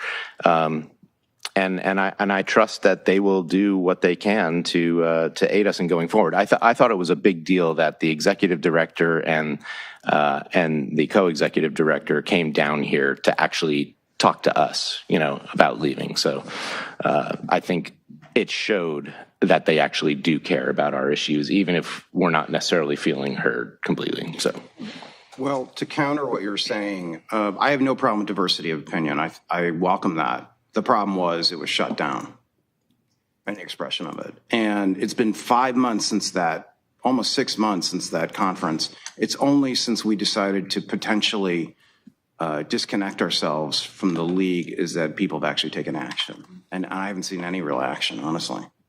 And while we've given it a lot of time, we've given it years for this to happen. I think organizations like ICA honestly do a better job of lobbying our elected officials in Sacramento than the league on things. And, education. And education. Through education. That too. And I've been to every ICA, I think, since I've been on. And frequently, we have discussions and speakers to talk about these issues frequently. I was at a league meeting where Mayor Brand spoke, and the entire room almost erupted in applause about losing local control. I think it was like 3 years ago or 2 years ago where that happened. So, again, I don't have any problem losing a vote. That's not a problem, as long as both sides are presented. But I do have a problem when if the excuse is, well, people want to get on a Friday afternoon, well, you know what, I got a lot of things going on too. And I'm there dedicated to vote for the city. I don't look at it as a valid excuse. The way I saw it was not something that was innocuous. It was intentional. And you saw a lot of people. I was at a table and people were just livid at how it was handled. And the fences should have been mended months ago, not because we're choosing to do this. And unfortunately, I think a lot of this comes down to money and losing membership fees. It seems like the only way we can get people's attention to provide both opinions. So while I understand what you're saying, I like the advocacy part. Giving it a chance. We've given it years and it hasn't worked. And so I don't know what else to do. I mean, I don't know how many more years you want to go and watch Sacramento steamroll these communities, including densely populated communities like ours that can't take this anymore. So thank you. All right. Councilmember Obaji. Councilmember Obaji, your hand is up, fingers up. Yes. Thumbs up. Yes, thank you, Mayor Pro Tem. I did not have my hand up earlier, but on the subject of, actually to Councilmember Lowenstein's point, you made me think of something I wasn't thinking about. But when I do go to these conferences, like for ICA and other more local groups, the COG for that matter, it's really energizing because we have like-minded cities oriented towards the same things with the same goals and great speakers aligned with those same goals. And so you feel like you come out of that and you feel like, wow, we can really do something. You think of ideas of what can we bring back to our council. And looking at Cal Cities, Jeff, I really appreciate you coming down. I realize we weren't good enough to celebrate with you on your birthday, but that you've come down here today. And I do appreciate all your contributions I see at the COG. But we are everybody on this city council has a full-time job, and our new 2 city council members, one's a full-time litigating attorney and the other's got her own business. So I just can't imagine that we even have the bandwidth to meaningfully participate in all these orgs. So for that reason, I'd like to suspend our membership for 1 year. We can look at it again for next year, depending on what has occurred there during this year. I'm happy to include pay for our membership up until this point. If I think that's what our city manager thought was the right thing to do here, since we have continued our membership up until now. And what I'd say on the SB9 stuff is, to earn our buyback in, I'd suggest that you champion the causes that we want to see championed. Otherwise, maybe we will not be rejoining Cal Cities. So I would suggest that, you continue to do what you would have done, because it's just 1 year. And frankly, we need to see where our new council members are willing to participate. So those are my thoughts. Thanks. I will say all of our policy decisions, these are made by our membership. Right. So taking your voice out of that or not participating is part of the reason I think where we have this disagreement over these policies. So just keep in mind that all of these policy decisions are set by our policy committees, which are completely made up by our membership. Yeah, and Mr. Kiernan, I want to really exacerbate that exact point. You're here on behalf as staff, not a voting member. So you're not the punching bag here. We're just saying, hey, listen, this is what we're doing. You do an excellent job. I think there was a comment actually made a few minutes ago. To me, it's not about necessarily this isn't what happened in September. This is about focusing in with cities that represent each other. And, you said as well, there's cities in the Central Valley and other places that want us to have more density. Great. But we're way more dense than them, and we don't have the same issues that they have. By leaving, it sends a greater message and lets those cities focus in on what is important to them. We deal with a whole host of issues here in Redondo Beach, and we're focusing in on specifically this council. We've been unanimous on actionable change. We haven't joined up on certain lawsuits that we could have or would lead the charge on. I was a part of a meeting with the elected city attorney from Huntington Beach just the other day. He did a fantastic job talking about how the state's coming after them, made some great statements. He made great conversation to the public, members of the public, other elected officials, about where he wants to go, where these policy directions need to change. Because as elected officials, anyone who's elected is an elected official has policies they get elected on. And he's fighting for there, he's saying, hey, listen, we don't agree with a lot of things that are happening, and we're going to take them to task. We focused in here on this city on moving forward with land use changes that are actionable. We're defending our local rights. And I think to that point, Measure DD, which we passed 2010, 2009, is that actionable change, which was modeled after Newport Beaches, one of the things that they did. So, I wouldn't be against giving us a pause for some time and paying what we owe. But actionable change needs to happen for me moving forward. So I wouldn't necessarily be opposed. And Councilmember Rabaji, did someone second your? Did you put second? Well, I don't know if there was officially a motion. Oh, did you make? Okay. I didn't make a motion. You did not. Okay. All right. Is there any members of do you have any response, or do you want to say anything else before we go further? All I was going to say was we are within the grace period. Should you choose not to become a member, the only thing that we would bill at the non-member rate would be any conferences that have attended, like the city manager who was at her city manager's conference a few weeks ago. So things like that. And if you're a member, you can't vote, right? If you're not a member. Correct. Okay. Any members of the public want to come down and speak? Yep. Holly, come on down.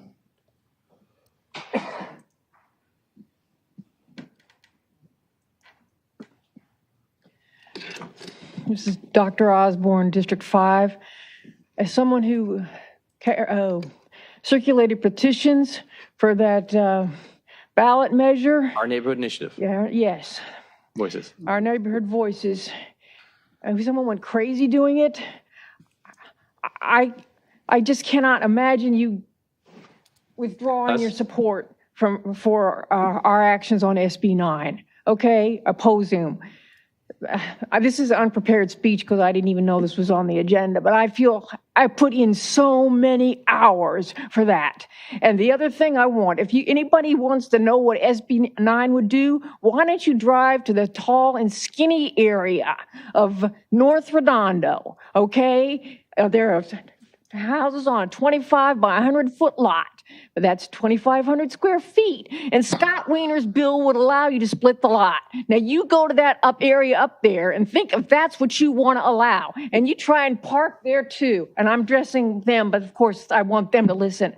So please, please continue all your support for our battle and all the other cities' battles against SB 9. That was a stupid, stupid bill. I called up the guy and sent him a diagram of our lots, and I said, how are you supposed to split these? And he said, well, you really couldn't. But don't worry, a developer won't try it if it won't be profitable. They'll try anything. That was stupid math. I'm a PhD in engineering, and I can't stand people who are stupid in math, okay? Now, the second thing I want to know is about the audit for HCD. Senator Glazer led an effort that said that the HCD's $2.5 million number should be audited for the arena thing. And there was a group that was formed. Al Muratsuchi was behind that too, and that group did say that HCD did a lousy job, okay? And a lot of stuff couldn't be, I'm not using my good words right now. They just did a lousy job.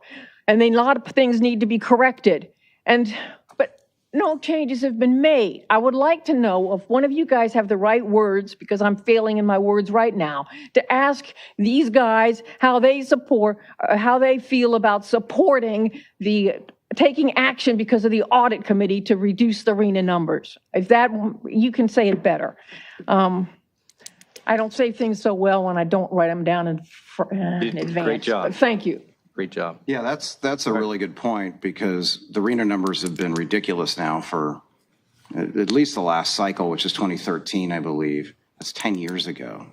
I mean, I don't know how much more obvious to say that we've been waiting a long period of time and then nobody's coming to our rescue. So I don't, I'm losing patience, I guess. All right. Anyone else from the public want to come down and speak to this item? Okay, then I'll make a motion to. Zane made a motion. No, he didn't. I'll make a motion to discontinue our membership in the league for this calendar year, 2023. Make a friendly amendment to re-agendize a discussion before you rejoin. That's accepted. Well, you have to second that. Do you second that first of all? I second with that amendment. All right. Thank you, sir. And then with that amendment, which is accepted? Mm-hmm. Okay. Are there any other speakers on this? No Zoom. No Zoom? No speakers? Anyone else in public? All right. We'll do a roll call vote. Councilmember Lowenstein. Aye. Councilmember Horvath. No. Councilmember Obaji. Aye. And Councilmember MD. No. And Mayor Pro Tem, I will vote aye as well, passing 3-2. Thank you. You're welcome. All right. Moving backwards. We are to N1. So we We are back to the Metro Green Line and the Green Line extension. And where do we place the little old railroad? That's supposedly 60 feet, supposedly quiet. All right, Ms. Forbes. Yeah, I'm not going to repeat the presentation from last week.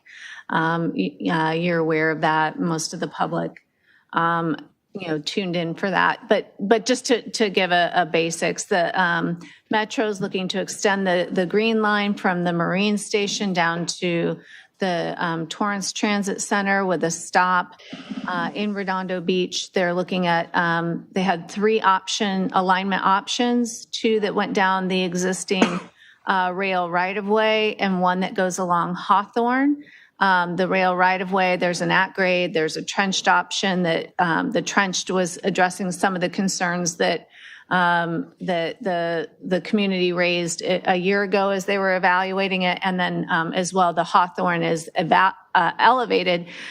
Same thing. It was, with enough feedback from the community that those 3 options were evaluated. There were also 3 alternatives: the no-build alternative, a high-frequency bus alternative, and an alternative that's kind of a hybrid along the right-of-way between the at-grade and the trenched option.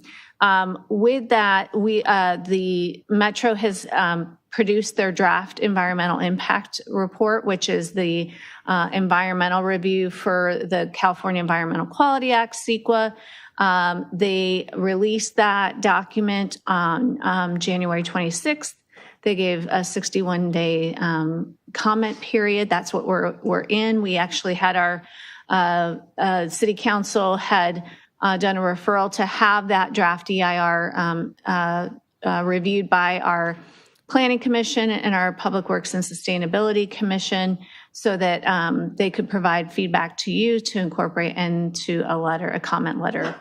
The comment on the draft EIR, typically when you're looking to provide comments on the EIR itself, on what was evaluated, on maybe some questions about the findings, maybe some questions about things that were not studied.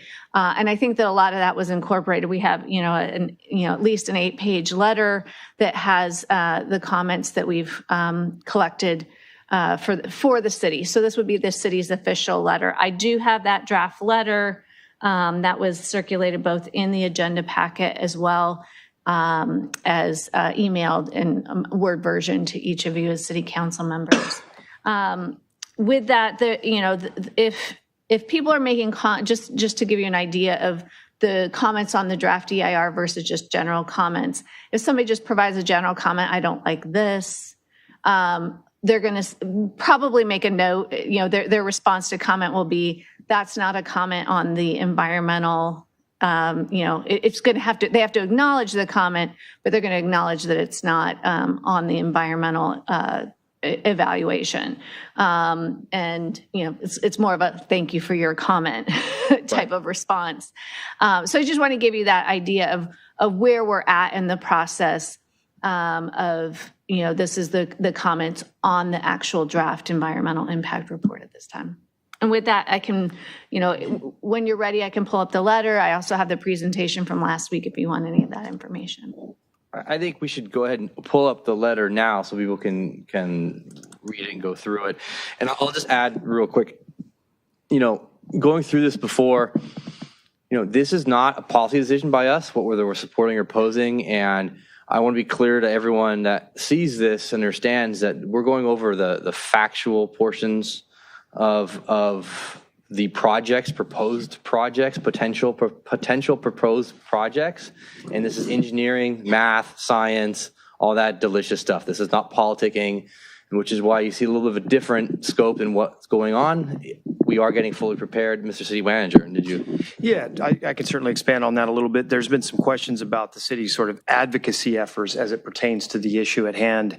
We're in the phase of the project, Metro's proposed project, where we as an agency are trying to craft the most detailed and comprehensive comment letter for them to consider expanding and further analyzing critical impact data as it pertains to their EIR. We're not at a point where we as an agency are advocating for one outcome or the other. We're trying to identify an elicit response to concerns that our community has with regards to the proposed impacts of the project. That's what this stage is. There will come a time after the final EIR is prepared and hopefully responsive to all of our comprehensive comments that we will then determine and make a more concerted policy push as it pertains to Metro's final project decision. We're not there yet. This is really us responding to their preliminary study, us responding to the draft EIR, and identifying where we think there might be deficiencies. And I think this council, with the help of our Planning Commission and the Public Works Commission, our staff who have participated in a number of meetings that not everybody sees, but have been part of. And I think the fact that we were able to engender direct neighborhood meetings in our community that were attended by a number of our residents who have been very engaged on this and very helpful in our analysis of this and the preparation of this letter. I think we are doing everything we can as a community at this phase. There will come a time when we might need to shift gears and move towards that advocacy, policy, more debate approach. But for now, our charge is to write as comprehensive a letter as we can and to encourage as many of our residents who also have comments, who are thinking about this project and the impacts that it might have on our community, to respond with their own comments that will force ultimately Metro to, I think, elaborate on and in turn respond to as part of the final EIR. The one thing that agencies like Metro, and the city's been in this role in the past when it's issuing an EIR, comments that pertain to I don't like this or I don't like that tend to flow into a general category and get a very minimal response in the final EIR. They'll say things like, and Brandy could speak to this better than I can, that is not specific to the EIR, that is a policy comment, or that is espousing a support or opposition to a particular outcome. That's not appropriate at this stage. So we try to steer away from that now, and we try to identify and pinpoint concerns that either haven't been fully studied or haven't been studied at all that we think Metro needs to consider before they make final decisions. Factual data. Correct. Or, as Holly and others have pointed out, the council, staff, areas where we think they've made a mistake in the EIR. So that's our charge currently. I know there's a lot of folks concerned, and I think we certainly all appreciate that. But that's what we're focused on now. Eventually, we will turn the page, if you will, and look towards that final EIR and then discuss policy recommendations. Okay, thank you. Do you want to open the letter before we take public? Yeah, I've got it ready to share. Okay, Madam Clerk, thank you. And let me know if you want me to zoom in at all. That's fine. I think, yeah, it works. Is there any highlighted points you want to go over or any highlighted updates I'd say for the public that? Yeah, the biggest update was, where we had some more detailed information on comments, both from the city council and from the public. We, fleshed out those comments from the commission, because the prior draft that we had last week had the comments directly from the commissions.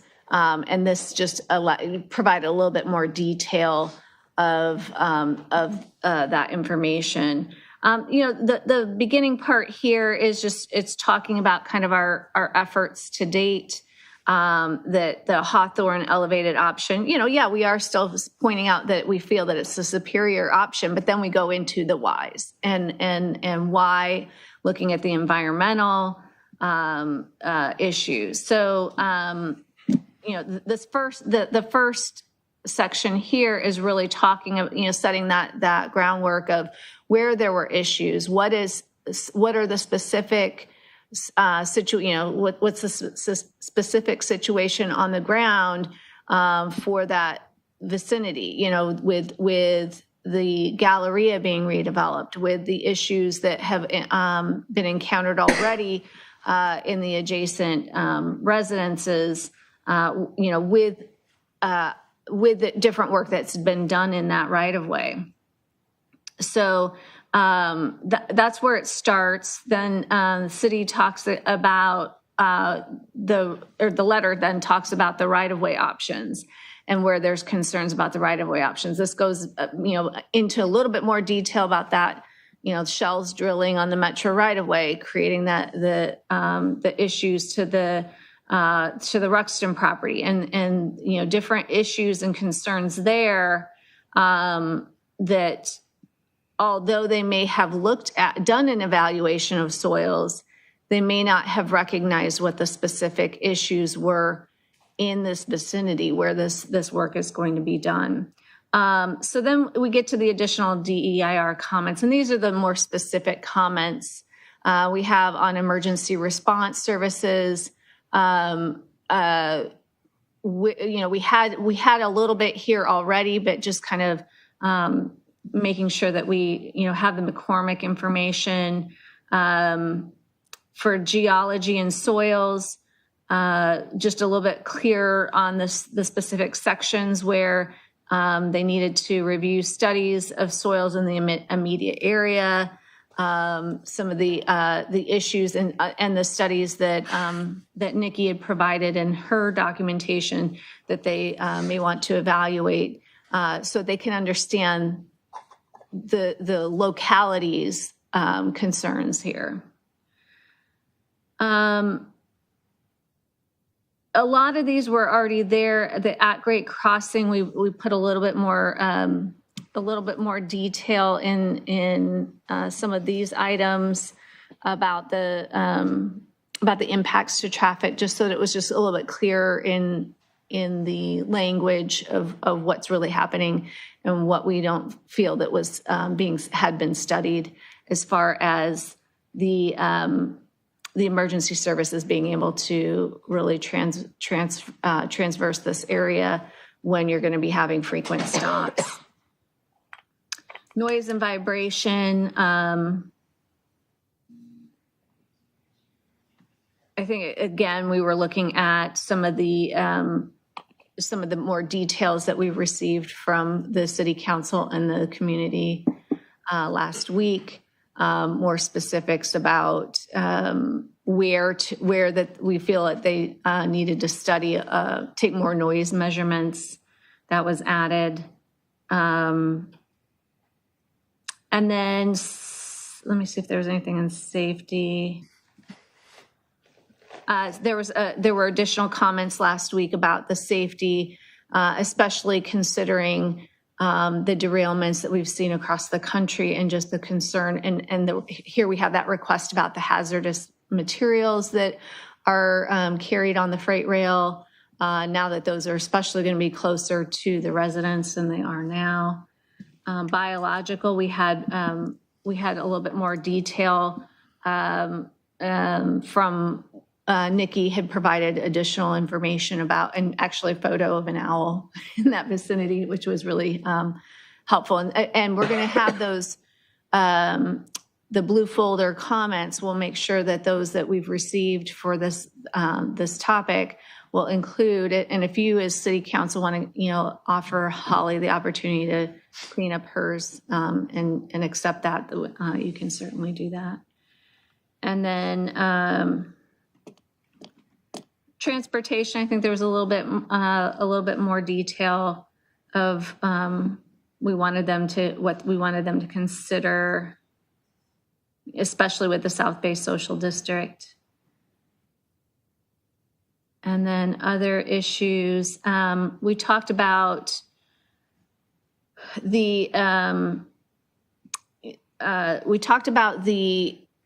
those alternatives to the different options. And what we added, especially at the bottom was the point of, if one of the alternatives is chosen, keeping the funding here in the South Bay, so that it's going back into transportation options here. Councilmember Obaji had provided his written comments that he had presented at the last meeting, so those were included. And it's slowing, I think the speed was pointed out in those comments, the speed of the freight rail. And if you're moving that freight rail closer to residences, what makes it, where is it going to be safe? Where is it going to not have the noise and vibration impacts on that? Lighting was an issue that was pointed out, not just looking at the lighting of construction, but the lighting on the trains themselves, along the tracks, at intersections and crossings, et cetera, relating to the operations. I think that most of their lighting review had been on the construction and not really looking at the operations and the impacts that would have. We added that consideration of other alternatives studied, the high-frequency bus alternative. There was the point made at the last meeting, last Tuesday, about, well, that 25 minutes for the high-frequency bus versus the 7 minutes to travel the entire distance of it on light rail. Yet there were additional stops added to that high-frequency bus. So this was saying, let's compare, the same amount of stopping that would happen with high frequency. The high frequency bus shouldn't be a completely different project per se if we're going to be comparing it. And here's where if Metro decides to pursue one of the less costly alternatives rather than the light rail, that the funding be set aside and would no longer be used for the particular project, needs to be redirected to improve transit in the South Bay. So that's just kind of a brief overview. I didn't go through the details of all the comments just because we went through so many of them, but where we did expand on some of those topics that were talked about last week, I went over. Yeah. If you want to go back and forth on this, again, I do have the presentation from last week. We'll take comments from the public on this. I think it's excellent. Thank you very much for doing all that. Brought up some really good points in there, expanded on there. I don't see Councilmember Obaj, his hand up. He's no. I'm just saying thank you. I like those edits and those additions. I appreciate it, Director Forbes. Perfect. Thank you, sir. We'll take orange cards first, then we'll go members of the public. Thank you. All right. Kevin Mitchell.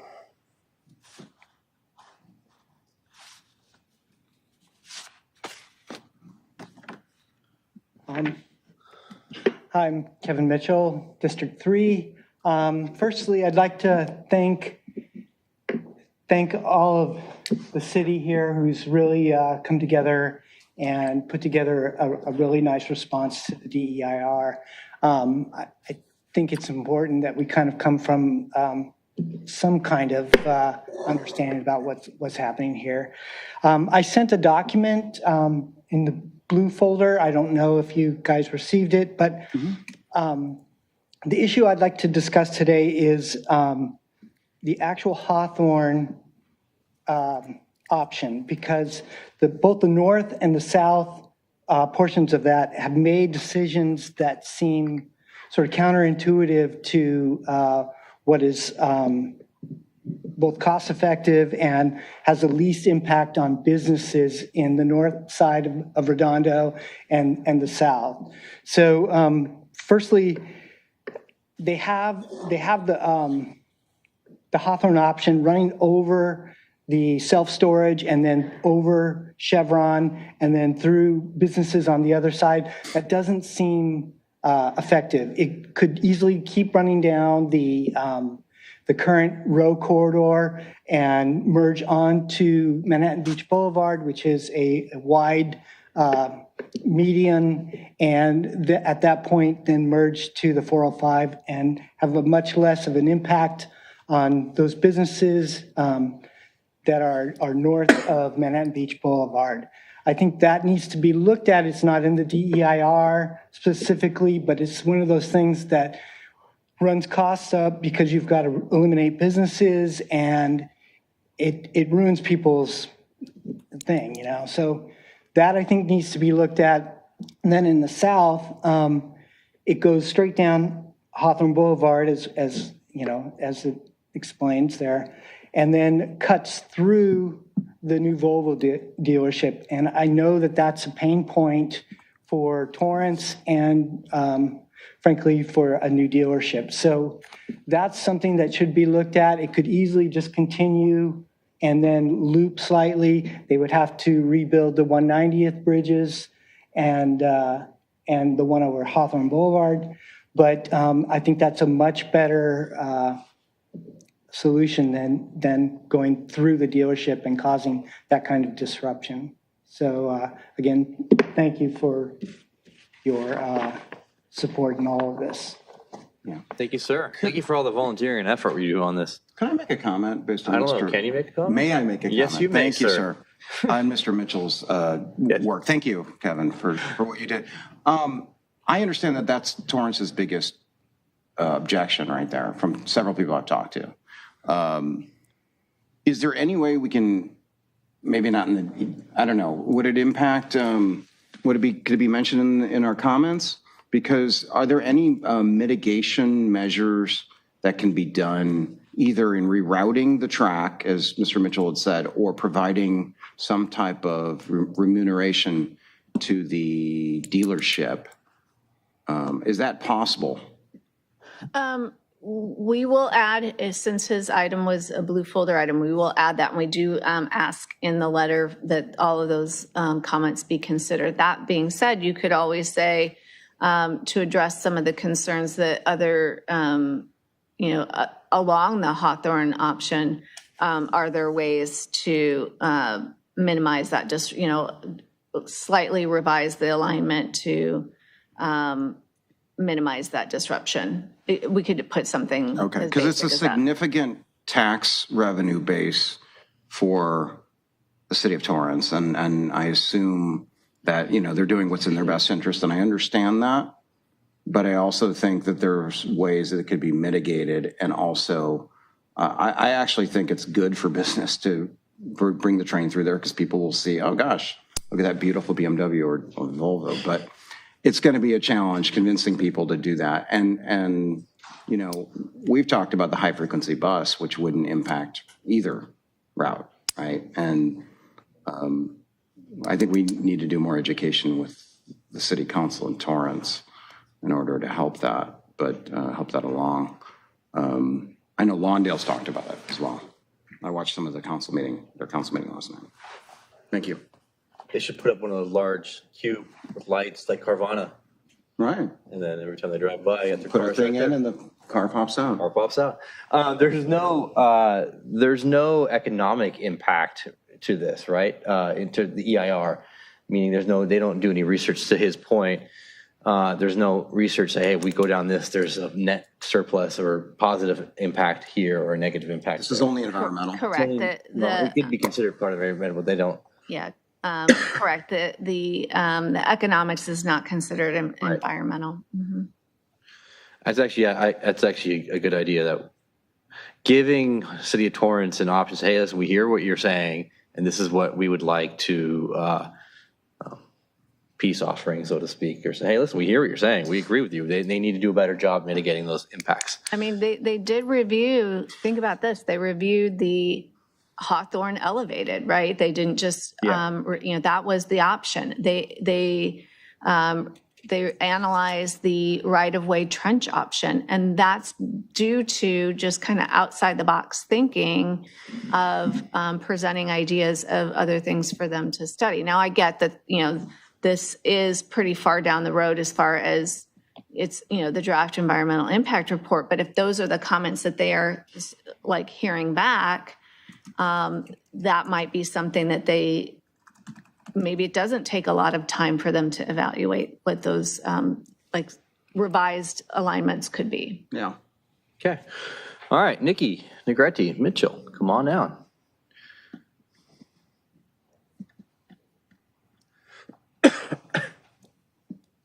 Hi again, Nikki Negretti Mitchell, District 3, and thank you. The letter reads well and covers a lot of ground. I want to commend all of you for placing your concerns for the residents so highly as a priority. It makes a huge difference and is much appreciated.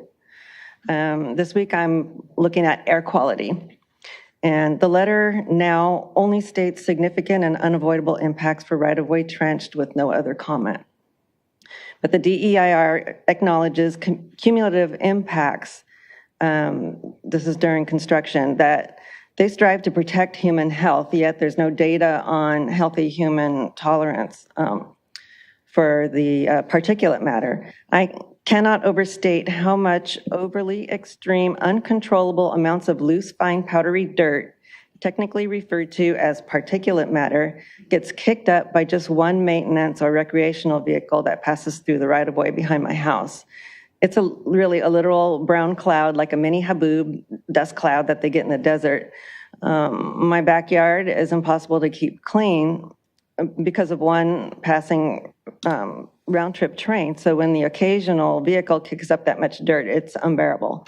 And imagine 5 to 7 years of heavy construction utilizing up to 40 vehicles at a time up and down the right-of-way, and what that will do, and especially after 8 months of 101 dump trucks, which, by the way, digging up dirt just doesn't sound like a good idea back there after what I talked about earlier. So please add to the letter under air quality, particulate matter along the right-of-way will most certainly bring the air quality to unlivable standard. In the case of this project, the reference to temporary means 5 years, beginning with 101 dump trucks for 18 months, and then subsequently up to 40 pieces of heavy equipment kicking up an insurmountable amount of dirt, which will cause health problems at such close proximity to human lives. From EPA.gov, exposure to such particles can affect both your lungs and your heart.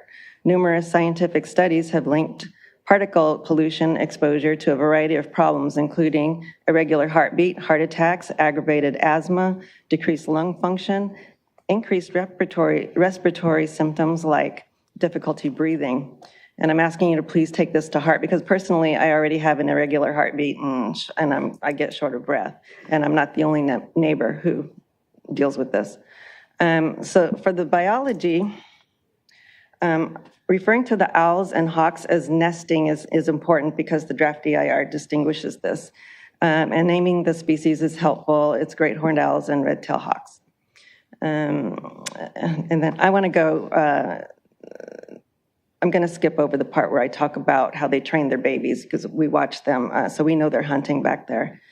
In closing, I'd like to convey to all of you that I fully comprehend all of the materials that I'm commenting on, and that all of my comments are made as a realist. And if we're all being realists, is it even possible for anybody, no matter what their credentials may be, to guarantee that crowding 3 rails into a narrow corridor between 1,100 homes with passengers in such close proximity to liquid petroleum fuel tankers, 12 to 25 feet away from densely occupied housing above 7 highly pressurized petroleum pipelines at some points, rounding a curve, and others 30 feet above occupied trench light rails? Would that be safe? Can you guarantee that? So please reach out to me with any questions or comments. I'm really happy to work with anybody. Thank you. May I also make a comment on this as well, too? You may. Yes. Ms. Mitchell, your comments really resonate with me. In 1998, I lived in Atlanta. I lived a quarter of a mile from the Sandy Springs MARTA station. MARTA is the Metro Atlanta Rapid Transit Authority. While they were constructing it, every morning at 6 a.m., I was woken up by dump trucks coming down the street, and then wake up and it was spewing all kinds of diesel every morning, 6 days a week for a year until I moved. It was so frustrating. And I was just a renter. I wasn't even a homeowner at the time. So when you just said that, I just had a pretty incredible flashback to being woken up all the time. And you and your neighbors are going to be subject to this over and over again for 5 to 7 years, not 1 year. It's really incredible. So thank you. All right, next speaker. Good evening again, Mayor Pro Tem and Council. I just wanted to say something to all the people out there who are deciding whether or not to comment publicly on this DIR. I know there's been some communication online that has confused people, thinking that it won't matter. It's like you're yelling in the wind and whatnot. But I like to remind people that, a comment that Mayor Pro Tem made, I think, a couple of weeks ago. basically have a baggage claim manager, a lifeguard, and a realtor can speak their minds and help get people to talk about an issue and make things happen. You can too. And I'm speaking about the water. Community organizer. A community organizer, exactly. Basically, in fact, even in the case that ended up happening with the EIR in the harbor, of all the things that came up, the ones that were actually successful were the ones I don't think we thought were going to be the strongest ones, believe it or not. I thought traffic and the horrible problems associated with that were going to be significant, and they actually were one of the weakest ones. I think they actually threw that out. But I would encourage the public to comment. Please, this is something that affects the whole city of Redondo Beach. I live in South Redondo, but you know what? I've gone to the 2 of the meetings that have had public, probably spoken up here about a half dozen times about it. It's an important issue that affects all of us. So please don't be discouraged. Don't listen to naysayers and say, well, you have to mitigate. No, we need to be reasonable and bring things forward. And also, at the last meeting, I was pleased to hear that obviously, if this does come to be more of a issue where the city has to maybe step up and defend our residents, I do know a really good environmental attorney that would help us out. And he's very successful, and I have his card. Thank you. All right, anyone else want to come down?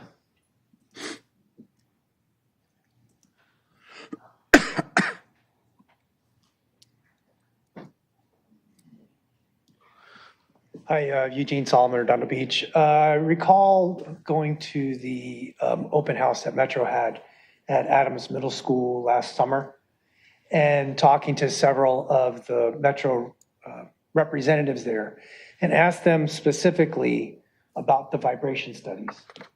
And what I was told, if I remember correctly, was that they didn't actually conduct a vibration study. They were relying upon OSHA guidelines and using that as a barometer. So it would be interesting, and I'm not certain, there's a lot of folks that have dug into this, the EIR, a lot more than I have. If you could please look and see whether or not there was an actual vibration study that was done for that area and how it would impact it, rather than simply saying, well, these are the general guidelines and this is how we expect it to be impacting, rather than an actual study itself. With regard to the trucks, I want to thank Nikki and Kevin and everybody else who's chimed in on this and done a lot of hard work. I don't think we can thank them often enough for that.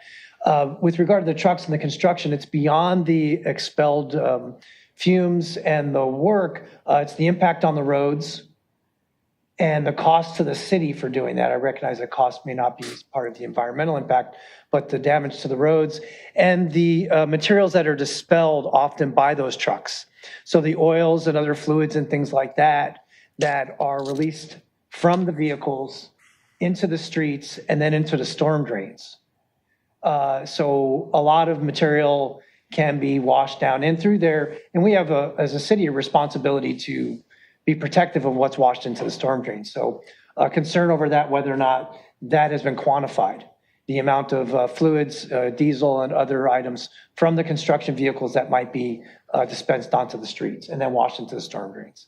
Thank you very much. I have a quick question for you, if you don't mind. What about the economic impact to potential revenues? Councilmember Lowenstein just talked about BMW, but what about property taxes and so forth from all those properties? Well, if there's a ripple effect of the properties declining in value as a result of this project, then certainly any sales, we would receive less in property tax when they were resold. We would still get the transfer tax, but I'm not an expert in realty and can't really speak to that issue. But revenues would be less. They would be less. A lot of cities charge impact fees for heavy construction. So when you're running cranes, when you're running trucks, to be able to recoup some of the damage that's being done to our roads and highways and other things that are happening. So that can have an economic impact on us that would be uncompensated for the damage that a lot of traffic construction would do to our roads. Okay, thank you, sir. Thank you. Anyone else want to come down and speak?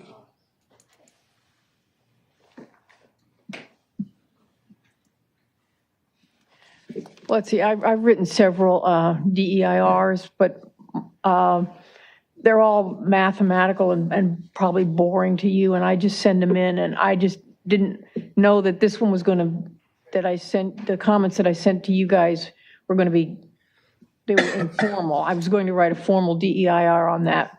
So I just want to know what the procedure is going to be for me to fix up the comments that I gave you. Could you ask her? Because I'm supposed to direct my questions to you.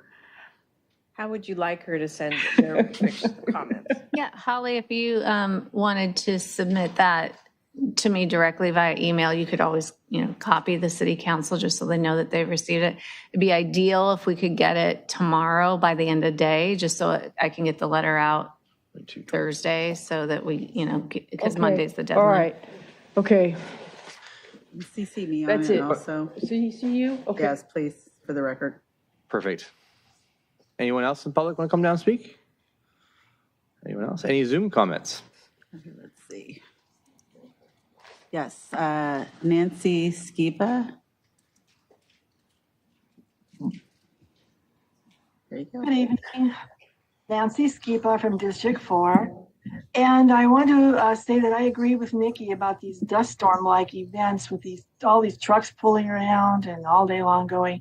A few years back, I lived in another part of North Redondo where Southern California Edison was doing a lot of construction, and they had earth movers and everything 24 hours a day in this big parking lot, a dusty, unpaved parking lot next to our apartment complex. And it was dust storms most of the day. You literally couldn't see through the clouds of dust, and it caused all kinds of respiratory issues and for people who have asthma, and that it was really terrible. So, I mean, that does concern me a lot for those who are going to be in the vicinity of this stuff. And that's pretty much what I wanted to say about it. Thank you. Thank you. Okay, that's it for Zoom, and there's no e-comments. Okay. Councilmember Balaji have his hand up at all, Alicia? Just checking. All right, I will. Oh, there we go. Okay. So let's proceed with the letter and take into account, incorporate just those last comments from Ms. Negretti Mitchell, and then finalize the letter and let's send it off to Metro. Okay. Mr. Mitchell. I would just, I was going to say, and Kevin Mitchell having Kevin Mitchell, a comment that references his comments. And I'd like Yes. to, I'll second that motion, but I'd like to make a amendment. Can we also add to our homepage and front page on our website links? I don't know if we'd have that right now. I don't think we do. I think I was on there the other day. I don't know if we have that on the front page, but we could do that as a key news item. Yeah. I'll work with staff on that. And it's probably a little bit too late now to be able to send out postcards to the surrounding neighborhoods. By the time they would get it, the comment period would still be closed. Regardless, they still probably categorize them and track them. But I think for next time or when we come up in the future, be able to do that. You accept those amendments? Councilmember Yes, of course. All right. Perfect. All right. Any other comments on the motion? None? All right. All in favor? Aye. Anyone Aye. opposed? Perfect. Passed unanimously. Thank you. Thank you. Thank you, everybody. Thank you, the Mitchells. Sorry, I'm a little slow. I'm still dual tasking right now on jury trial stuff. All right. All good. Mayor Pro Tem, I have one more. Hand up? She's having she's having problems with the, Okay. We can listen to it just in case. hold on one second, I need to get in here. Oh, there, she got it. Okay, so Candace Nafisi. Go ahead, Candace. Go ahead, Candace, before we move on to the next item.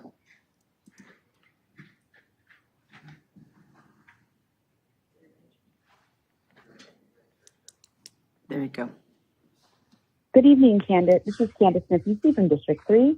Thank you, City Staff and Public Works Commission and the Planning Commission for taking the time to submit such a strong letter in response to DEIR.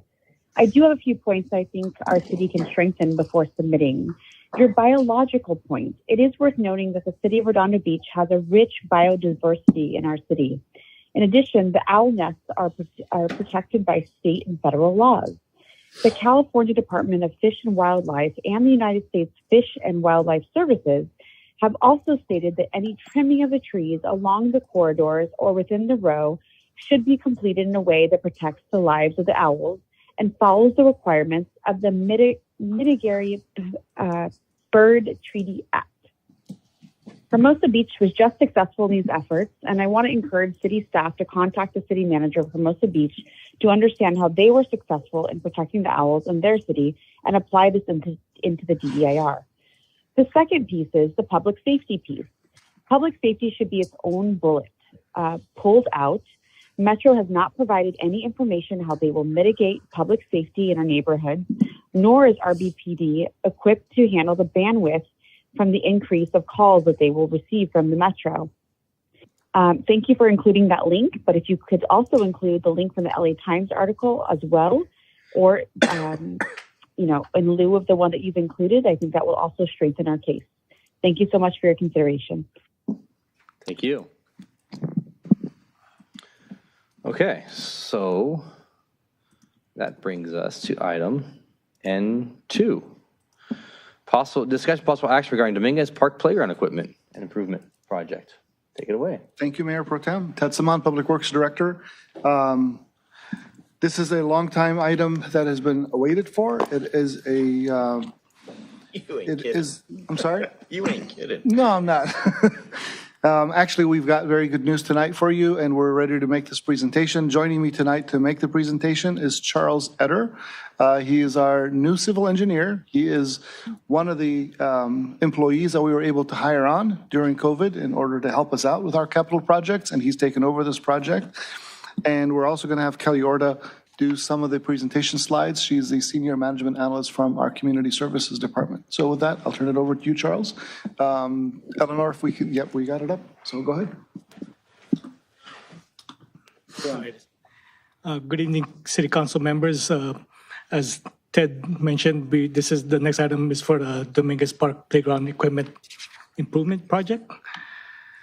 Just to give a project overview, this is a capital project to improve the playgrounds, surrounding pathways, and landscaping at Dominguez Park.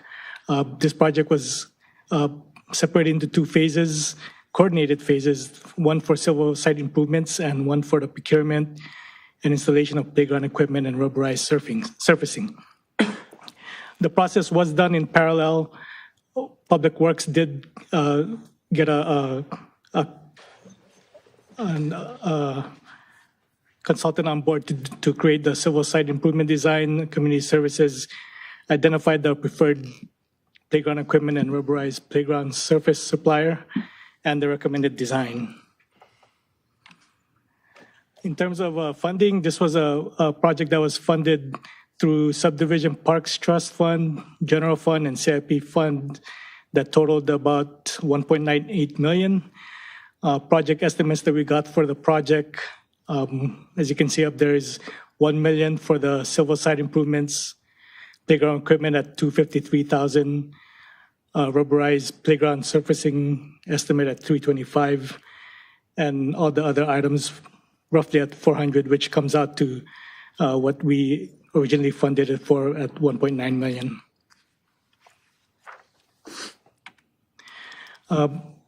Up on the screen is what we have existing right now at the site. We have two separate playgrounds, one at a lower level and higher level with patches of dirt and grass separating them. So to highlight some of the things on the design that was brought up by several meetings with the community, the upper right-hand corner, we swapped locations for the upper play area and maintenance road. We added a new covered picnic area. We added the meandering pathway and landscaping that goes up and down to the park, through the park. And we connected the upper and lower play areas into two-tiered contiguous space, so that's one common space for the playground.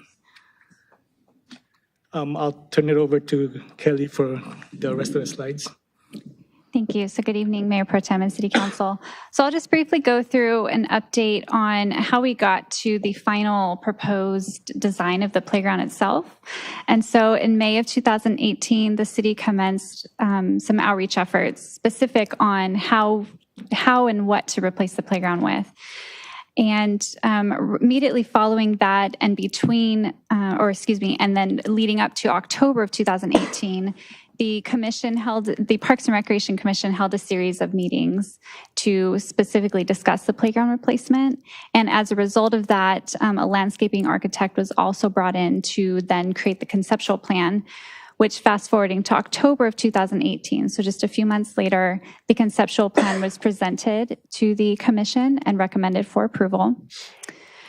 Unfortunately, the project stalled for a number of years, specifically because of COVID and some staff turnover.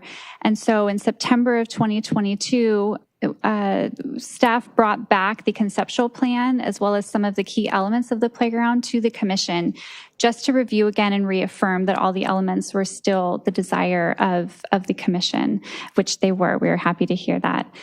So then in January of 2023, we did we created a Dominguez Park subcommittee.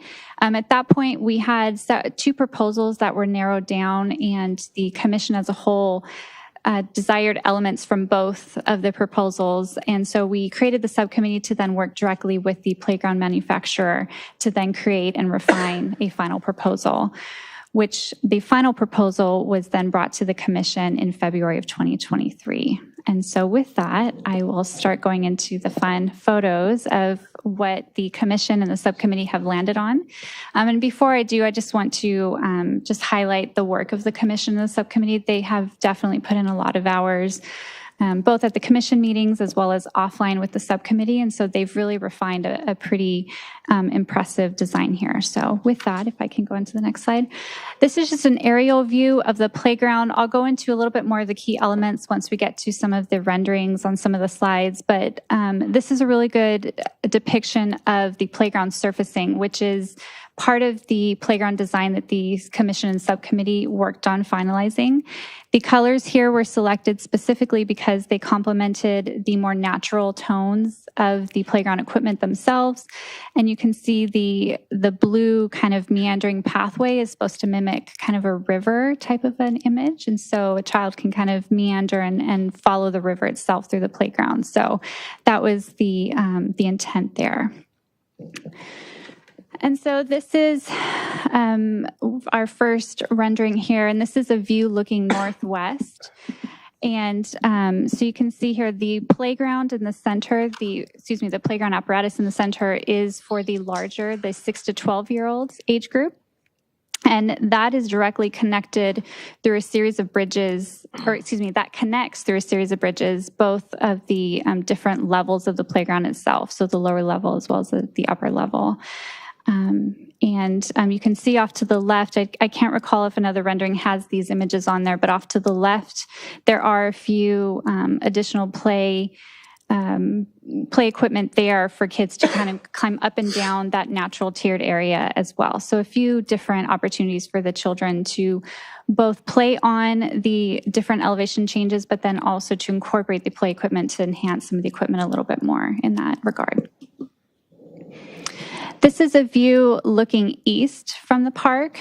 And so here you can see, again, right in the center is the larger, the 6 to 12-year-old play apparatus. What's important to note here is right to the left of the apparatus is a gazebo or picnic area. So it will be a nice area for families to enjoy the park, but it also has a very good viewing spot. So for parents, that was a big thing for many of the comments we heard is viewing of the entire playground. And so that's a good addition there. And then just to the left and the right of the play apparatus are two hillside slides. And they're essentially just slides that are put right on top of the natural topography there. And so, so those are some really fun kind of key elements here in the playground that were added. And this is the view looking southwest. So the play apparatus to the right is for the younger children, the 2 to 5-year-olds. And then we have the swing set, which there's just one single swing set on the entire park, but this does include swing sets for all ages, so toddler up to the older children, teenage. And wanted to include this one here. This is the 6 to 12-year-old play apparatus. One of the key elements here that the commission and subcommittee really felt strongly about is to see if this piece of equipment could really incorporate and work along with the elevation change here. And so this was one of the key apparatus that was changed from the commission and then having the subcommittee look into it. And so from the bottom of the lowest tier up into that upper bridge area is about 9 feet, which is pretty tall for a playground equipment, but it's a really great opportunity for us to incorporate that extra height here that most kids aren't able to get in some of the more typical playgrounds.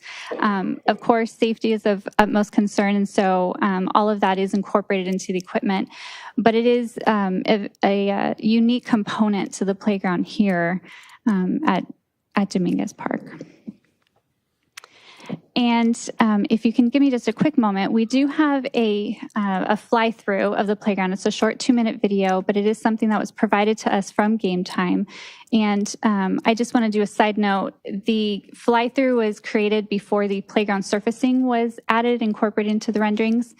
So the surfacing design is not the one that is shown here in the renderings, but this is just so you have a better idea of the equipment themselves and kind of how you would flow naturally through them and their placement throughout the park.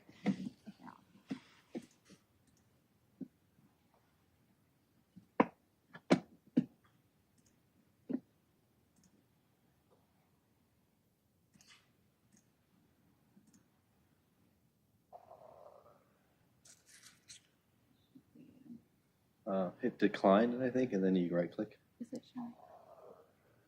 Right at the top. The center. There you go. The right. Nope, nope, down next to the left, CC. Nope, down to the left, right next to the 339. Right there. Boom. Thank you. Appreciate it.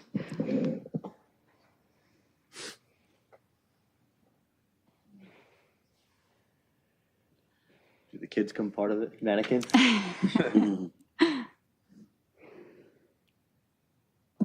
Frozen. Frozen. There you go. That's cool, the way it turns. Mannequin challenge. The mannequin challenge? Yeah.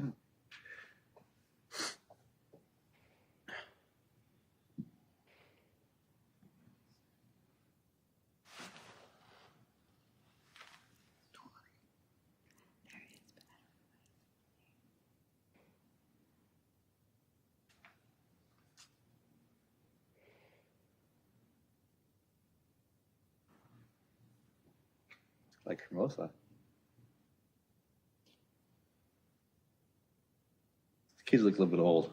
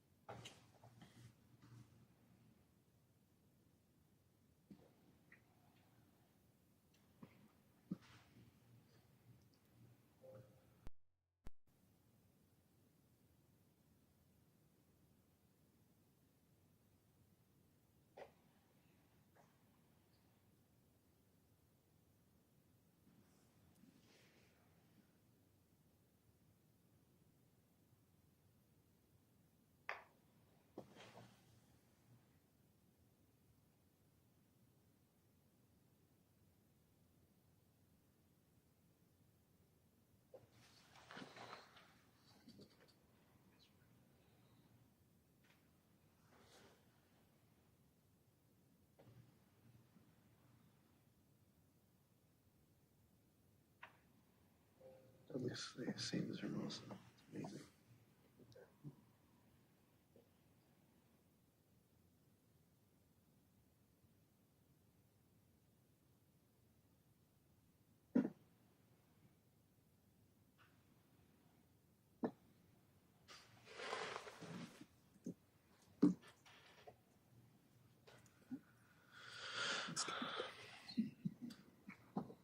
That's cool. Okay, so that concludes our portion of the presentation. Thank you. Then that brings us to the last slide, right? So these are our next steps and recommendation. There you go. So as you mentioned, the next steps and recommendations tonight, we're asking City Council to approve the plans and specifications for the civil site work and authorize the advertisement for competitive bidding. We're also asking for approval for the playground design and direct staff to return with purchase and install contract. In terms of the scheduling, coming weeks we would advertise and award the public works contract for the civil site work and award the purchase and install contract for the playground equipment and play surface. Construction would start in 3 months and the construction duration is 6 months approximately. Thank you. So by the end of the year, basically. Yes. That's awesome. Thank you. Great presentation, great video. I watched some of the Parks and Rec video, commission meeting video. Really cool. Great work. Councilmember Horvath. Yeah, so thank you. I won't express my frustration, of course. I was hoping that this would have been done a couple of years ago, but it is what it is. I just had a couple notes that I just wanted to make sure. In some of the renderings, in the original concept renderings, the pathway went all the way around the park. And if we were doing that fly-through, the pathway was going all around the park. But I did see some renderings where the pathway stopped at the bottom and it also stopped on the easterly quadrant. I just want to make sure that the pathway is continuous around because kids still like to ride bikes. People like to push their strollers, like you had in the diagram there. So, but it is, I think, important for that to have that continuity of flow. So, is it or isn't the pathway connected? What the current one doesn't have a connection is because when we looked at the design, there was some constraints with the trees involved that may be destroyed if we connected that, but we could certainly explore an option to maybe put DG path to have it connected still, but not the concrete path. Not the concrete path, but I'm not talking about on the inner portion that would go right where the trees are. I'm talking, in one of the diagrams or in the video there, it's swept out further to the east around the trees. So, so this picture shows it not connecting, but then if you go back to like the end of that video or one of the other shots you had, you'll see that the pathway does go out and around the trees to avoid them. Yeah, that was with the constraint, and there was a fiscal constraint on that also to put the stairs and other items to connect from one end, from that top end to the bottom end on just that portion alone. Okay, well, if this was coming to us earlier, and not, the night that you're asking for plans and specs to move forward, I would push hard, but if there's any way to figure out how to do it, I would try to. And going from concrete to DG might not be, I know we're going to have a lot of DG paths in this park as a part of the broader, monies that we've set aside here. But, you've done such a nice job here. It just seems like that corner not being connected just seems like a real short-sighted, approach to the overall beauty of what you've created. So, and we can certainly explore that as part of construction, and that seems like a fix that we can find an answer for. And certainly, if you want to include that in the motion, we'll find a way to make that happen. I'm guessing it's going to be grass, so it's not as if we're running into some barrier. It's just a matter of a natural hardscape and contiguous pathway is what you're referring to. So, I'm sure we can find a way to accommodate that connection. Yeah, if you look at Anderson or some of the other, or even veterans, kids on the little kids especially, not the bigger bikes, but the little kids are always doing the pathways, and it's just part of the park experiential thing. So the other thing, and this is really not necessarily germane to what we're talking about tonight, because tonight is primarily about the equipment. But in the original concepts back, like when John LaRock was presenting at our community meeting in 2020, we talked a lot about seating, and really using the topography and having seating like around the trees and, around the park. I only saw one bench in the diagram, but I'll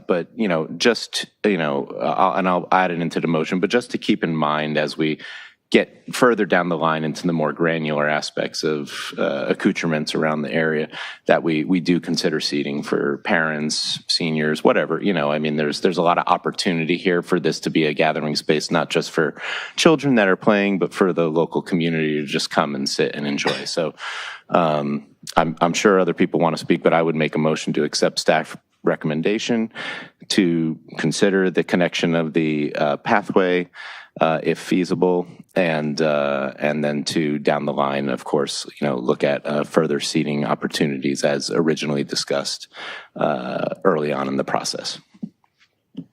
And then one thing I would note too is as we go out to bidding, we award contract, we'll see what the final pricing is, and there might be cushion still in the budget for us to, make those changes and or add additional park furniture to the overall concept. So we've got another step here to go before we're ready to build. Of course. Okay. I don't see any other hands up. Is there any members of the public that want to speak on this item? Anyone? Any Zoom commenters on this item? All right. Wow, that was amazingly simple and easy. Thank you guys very much. Yeah, can't wait until this is done next month. Just saying. That wasn't part of your motion, was it? See if you would have for your motion. Should have I? Yeah. Can be done by April 1st. Yeah. April 1st. By before any next special council meeting. All right. All right. All in favor? Aye. Aye. Anyone opposed? Nope. Passed unanimously. Thank you very much, and great work. Thank you. All right. We are now, let's see, on to item N3. Mr. Luke Smoot. So this is a discussion, and I'll tell you right now, not so completely possible action regarding the purchase of an online automated building permit inspection software program. This came up this morning at the Revere bid meeting. I couldn't be, I heard so many fantastic comments this morning about the online permit program. They were very happy, let's just say. Except for one particular person who happens to be on Catalina, who just got their building permits and demoing the permit experience. It took him a year, and now he's hoping like, well, if I would have waited. Yeah. So no. Would have been a little quicker, perhaps. Well, thank you, Mayor Pro Tem and Council. So the item before you tonight, as you mentioned, is in regards to our online building permit application. And so basically, it's a strategic planning item that's been with us for several months, and it centered around establishing better processes internally and then also looking at technological solutions that could help us improve those processes.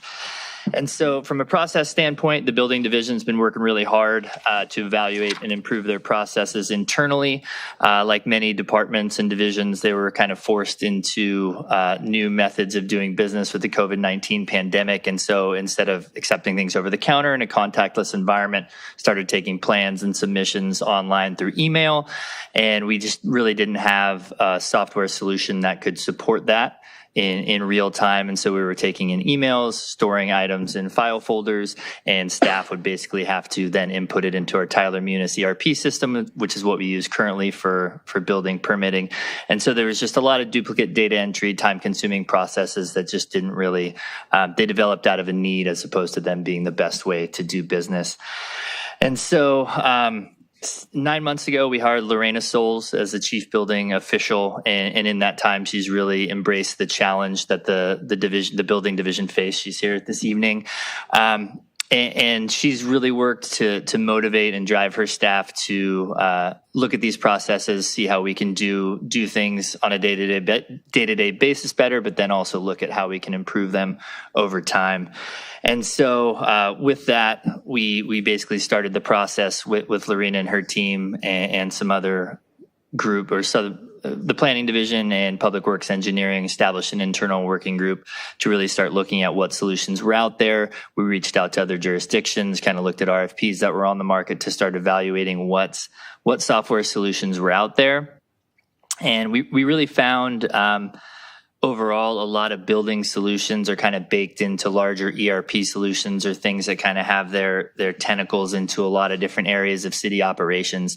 And so while those products seem promising and the demos can be slick, a lot of times it really doesn't get to the core issues that we have in the building division. And especially with us, I mean, we've heard, feedback from the building community. And as you've echoed to us, we've all seen the emails of people just wanting the process to be better. And we just didn't feel that one of those bigger solutions that isn't building focused was going to be a great place to start. And so as we narrowed down our search, we started looking at firms that were perhaps a little smaller. We also, took a look at Tyler and their new EnerGov platform, which is sort of their modernized version of what we're on now.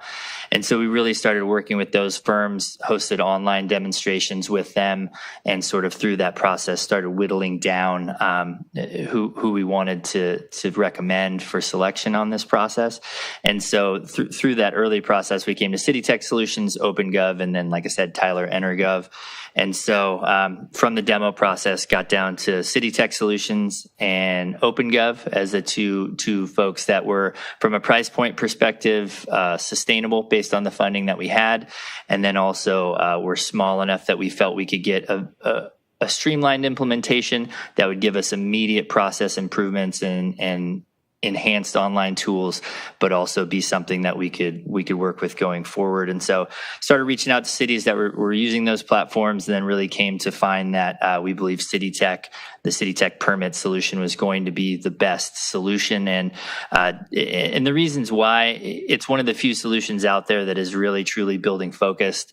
CityTech Solutions is part of Charles Abbott Associates, which is, serves as chief building officials in a lot of jurisdictions, handles a lot of inspections for different cities.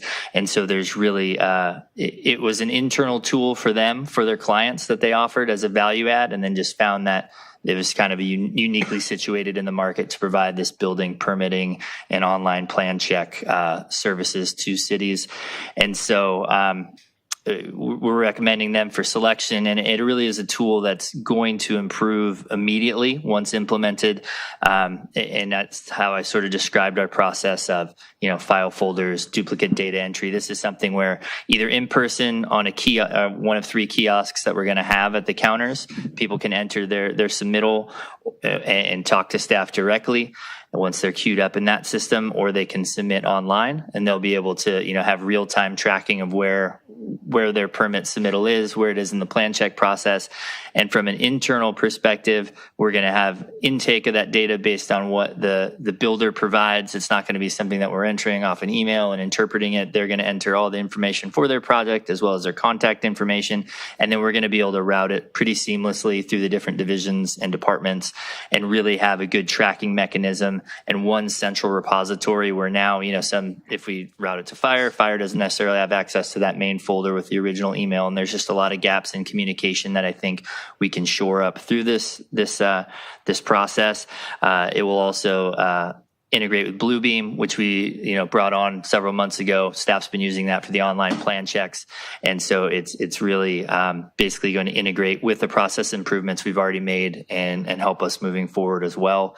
And it's reasonably priced. It'll be $109,000, a little over $109,000 the first year, and then it'll be $72,000 and change for the out years with the 2% escalator if we go beyond the 3-year initial term. And with that first year, the system is one of few out there that's recognized by the California Energy Commission is able to provide a solar app plus, which is automated permit processing system. And so there's a grant program out there that this system is eligible for, and it's based on population size. And from that, Redondo Beach is eligible for $60,000 in funding. So that'll cover over half of the initial year's cost. And with the $200,000 that was dedicated towards this from the decision package in last year's budget, that would cover the initial 3-year term with that funding, the $60,000 grant funding, and the $200,000 is there.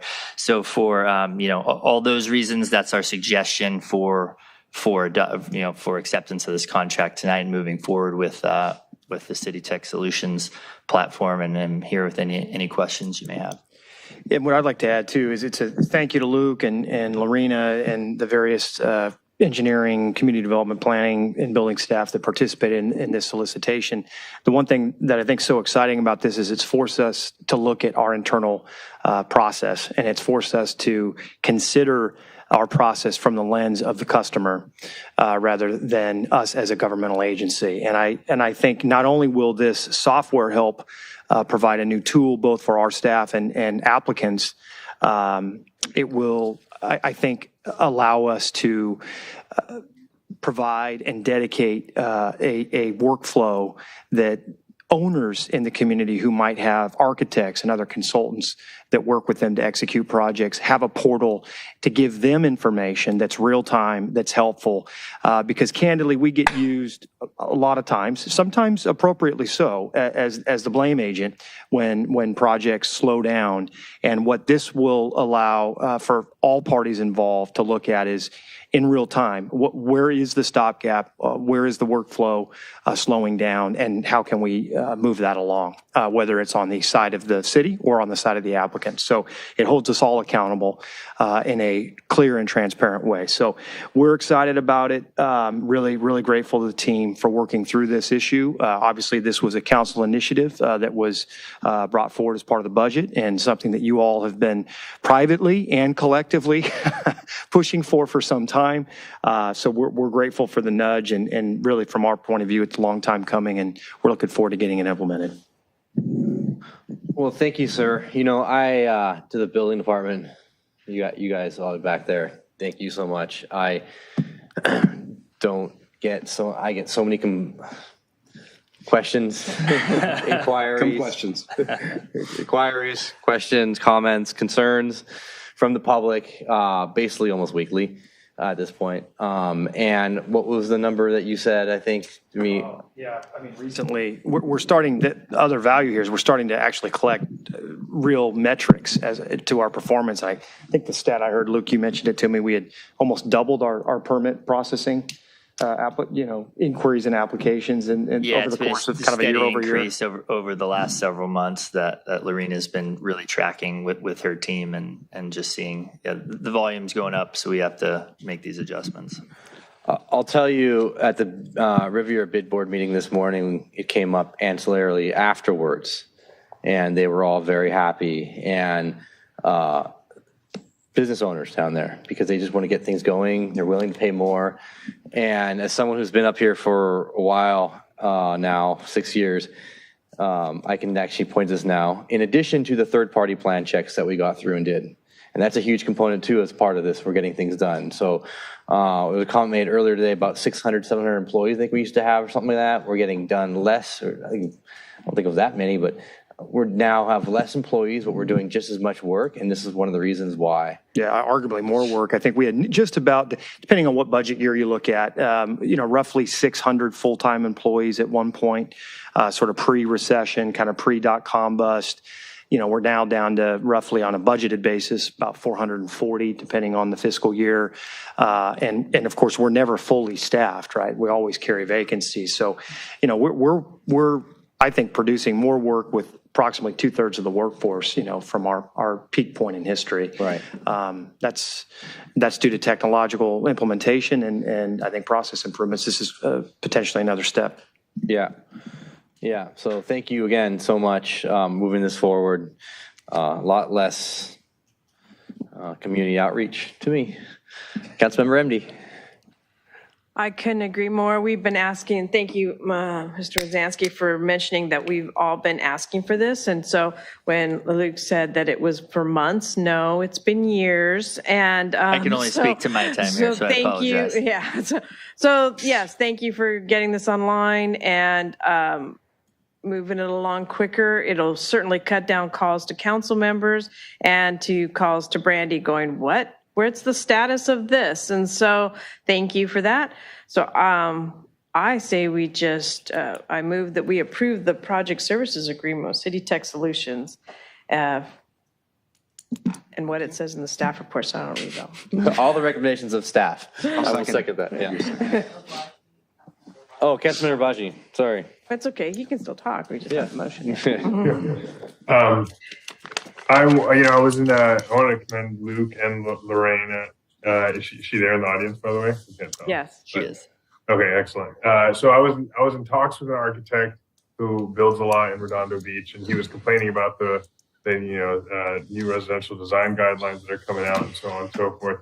I said, oh yeah, what's been your experience with our building department? He's like, Lorraine is the best we've ever seen in Redondo Beach or any city. So, keep her. And I'm like, oh, awesome. Not that I was asking for input on keeping and not keeping, but so I wanted to give you kudos, Lorena, because I know that you only see emails from me when there's a complaint or a resident inquiry or concern about some non-approval in the building department. So just want to let you know that the builder community is just really appreciating all the work that you're doing, as do we. So that's all. I got enthusiasm for this, creating efficiency in the city. Thanks. All right, any members of the public want to come down and speak to this item? All right. Brandy, you don't say nothing? And I do want to mention that Mark Abbott is here from Apple Valley. He's sort of the designer and brains behind the City Tech permit solution. So just wanted to note his presence and his patience for hanging out as we got through the other agenda items. And I think that speaks to the enthusiasm that they have to work with the city. That fly all the way down here? Come on. No? You live down here? No. You don't live? No, I live in Apple Valley. Apple Valley. Oh, that's right. Oh, Apple Valley. I thought you said Inner Valley. Sorry. All right.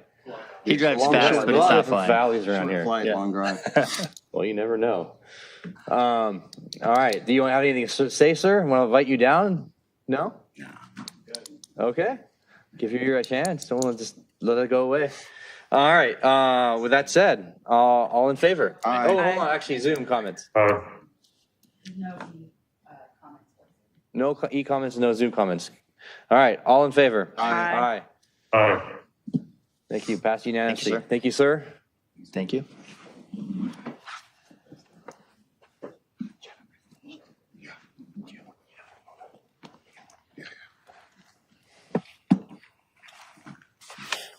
You know, pull it up, right? Yeah.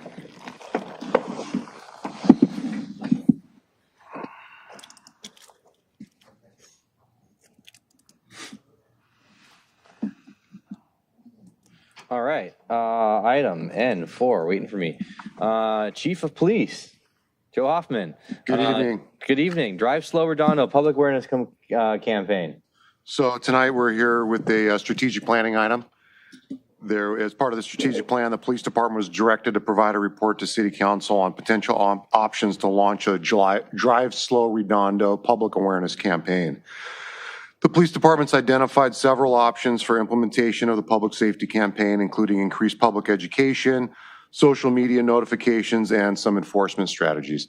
And tonight I have with me Captain John Naylor from the Special Operations Bureau, who's going to go through the presentation with you, and then we'll be here to answer any questions. Good evening, Mayor Pro Tem, council members, city staff, community members. My name's John Naylor. I'm the captain of the Special Operations Bureau of the Police Department. In this discussion, we'll describe the police department's capabilities for traffic enforcement, education, and some benefits of the awareness program. Redondo Beach City Council directed staff as a part of the current strategic plan to provide the report on the options to launch a Drive Slow Redondo public awareness campaign. Enforcement of traffic laws in the city, specifically for violating the basic speed law, is a vital task of the police department. The traffic unit operates within the Special Operations Bureau, and along with officers in the patrol division, work to specifically provide education to maintain traffic safety in the city. The traffic unit is made up of a sergeant, an investigator, and 4 motorcycle officers. The unit is responsible for the specific enforcement, education, and investigation of traffic-related offenses and collisions. The police department's traffic unit utilizes various strategies to maintain traffic safety in the city. The traffic hotline, 310-937-6605, is a local phone number which allows for callers to leave the messages leave messages for traffic officers, and or report areas in the city where traffic violations occur. The messages are monitored and collected by the traffic unit investigator, then disseminated to department personnel for enforcement and education. Additionally, police officers collaborate with neighboring South Bay cities to periodically conduct traffic enforcement patrols across the area on a rotational basis. These officers utilize data to determine the best areas to focus their enforcement efforts. Recently, the South Bay partnership that I just spoke of deployed in Redondo Beach for 4 hours and conducted nearly 100 traffic stops for various violations and issued approximately 80 citations. Traffic enforcement saturation patrols are often an effective measure to maintain traffic safety. These additional patrols result in a more robust education and enforcement response. And a portion of the funding for additional traffic enforcement details are supported through annual grant awards. The traffic unit personnel apply for the funding and maintain compliance with grant-related responsibilities once it's awarded and approved by council. Although police officers are responsible for the enforcement and the education of all traffic laws, Redondo Beach police officers have issued more speed violation citations than any other moving violation found in the vehicle code. Additionally, police officers use discretion and issue warning citations for various violations, including speed violations, to increase the educational aspect of the police department's approach. A citation and a warning are both considered forms of education. However, police officers provide education in alternative ways as well. The police department uses radar trailers and speed limit trailers at locations where frequent complaints are received regarding speeding vehicles. Radar trailers collect data such as the number of vehicles in an area and their speed. This data helps to corroborate information and identify the need for additional resources to solve specific traffic issues. Speed limit display trailers provide drivers the current speed of their vehicle and the maximum speed limit on the roadway. This information is also used by the police department to corroborate information and utilize resources as needed. Electronic message boards and the police department's social media websites reach a large number of people in the community, as well as those who visit or work inside the city. These platforms are often used to provide warnings like speeders will be cited, or provide education related to specific traffic offenses. The use of the police department's social media to provide education on traffic-related issues has been successful and reaches a large number of users. Current efforts to produce more engaging content have been well received by the community and appear to be creating conversations around important issues and community events. The police department, in partnership with other city departments, is prepared to implement and enhance a traffic safety awareness campaign. The police department is equipped with the tools and the abilities to advertise, educate, and enforce a more targeted traffic safety message to those who live and visit the city of Redondo Beach. The department has found that traffic safety awareness campaigns are effective in bringing mindfulness, safety, and behavioral change to issues that concern the community, and anticipates similar efforts would be effective to initiate and bring attention to the Drive Slow Redondo campaign. A public safety awareness campaign may be initiated and implemented using the current police department operating budget. However, there may be additional costs associated with the duration or the scope of this campaign. Any additional funding needs would be presented for City Council consideration as part of future budget considerations. Thank you. So one thing that's important to note is all these things that we've talked about, we're currently doing as a police department within our existing operating budget. So, and we've talked about this before with e-bikes and other issues where it takes all of us, all the stakeholders involved in order to have an effective program. We can't really enforce our way out of any of these programs. So we obviously have a robust social media program at the police department, and we're using that to encourage compliance with traffic laws. And then we're also engaged in various forms of education. And then we clearly have the enforcement component, which we're working on through our traffic unit patrol and also seeking grants as well. So hopefully this overview provided a little bit more insight into what we're already doing. And then we do have the capability to expand it as you see fit. And we're here to answer any questions you may have. Thank you. A couple quick questions.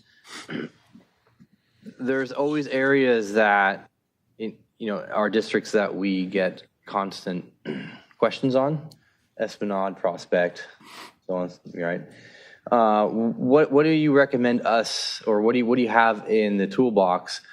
We have the radar signs, the speed trailers also have, like some of them have the data collection on there as well, right?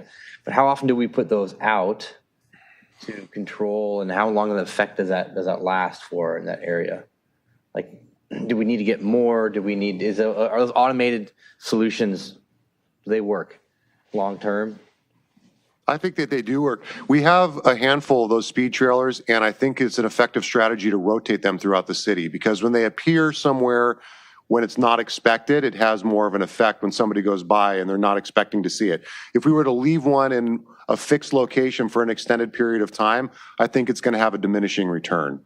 And I think that the strategy, we have a team of people that are capable of moving the speed trailers around the city, and I think that that's one approach to just kind of helping raise the awareness for what the speed limits are and letting people know when they may be increasing the speeds. One of the biggest things is when there's problem areas is that people reach out to us and let us know. That's why Captain Naylor mentioned the traffic hotline number. It's on our website. Anybody can reach out to us through the various social media platforms that we have and advise us of areas of concern, and we do address them. There's almost 2,600 stop signs in the city. And one of the complaints that I hear a lot about is nobody stops at the stop sign by my house. Well, we're authorized for 96 sworn officers. It would be very difficult for us to monitor 2,600 stop signs every day. But when somebody calls the traffic hotline and lets us know this stop sign is a real problem, we let the traffic unit know, we let the patrol officers know, and we'll do our best to get out there and do some enforcement, and then it usually has the effect. So that's one of those examples of where we need all the stakeholders involved to kind of let us know and work with us to help us make the city safer through more compliance with traffic laws. Okay. Thank you. Councilmember Lowenstein. It's astounding, 2,600. I didn't think it was anywhere near that, but it's astounding. Great presentation, John. Thank you. Just a couple things. One is I was a big proponent of getting the radar sign on aviation. I don't know if it's helped. It seems like it has, but I don't know, because that was a very troubled intersection at Grant.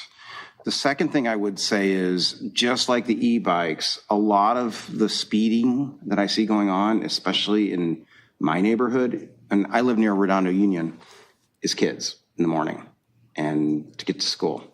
And what we talked about with e-bikes was creating social media, user-generated content. I know this is a shock to both of you, but kids don't listen to adults. They listen to other kids. Even with a badge, they listen to other kids. If we could perhaps also get some user-generated content for Instagram, Snap, whatever social media that they're using now, I think that would be great, because and we could do that to the high school. I just know what my teenagers are like, and they listen to their peers more than they listen to adults. Can we comment on that real quick? Do you want to talk about the video that we're working on?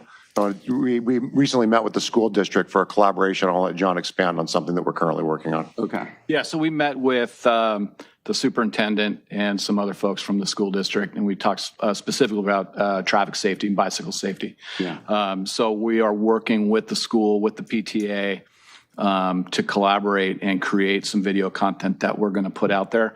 And we're just kicking it off, and it initially seems like it's going to be great. It's going to be a good video. It's going to we're going to use students in it. We're going to use parents in it. It's going to be a collaborative effort, and I think it'll be a great impact. And it'll be not just e-bikes, but cars as well? Correct. Okay, awesome. Part of the plan is to hopefully incorporate that into the registration process for the upcoming school year. Yeah. So that as people are registering for the school year, they'll have the opportunity to watch a short video that'll hopefully attract parents and the students alike. Cool. Thank you. That's it. All right. Councilmember MD. Horvath, excuse me. No, go ahead. Just go. Well, no, so yeah, Todd beat me to the punch there, and I'm glad to hear that you guys are doing that, because I think we were talking about this back at the e-bike, conversation.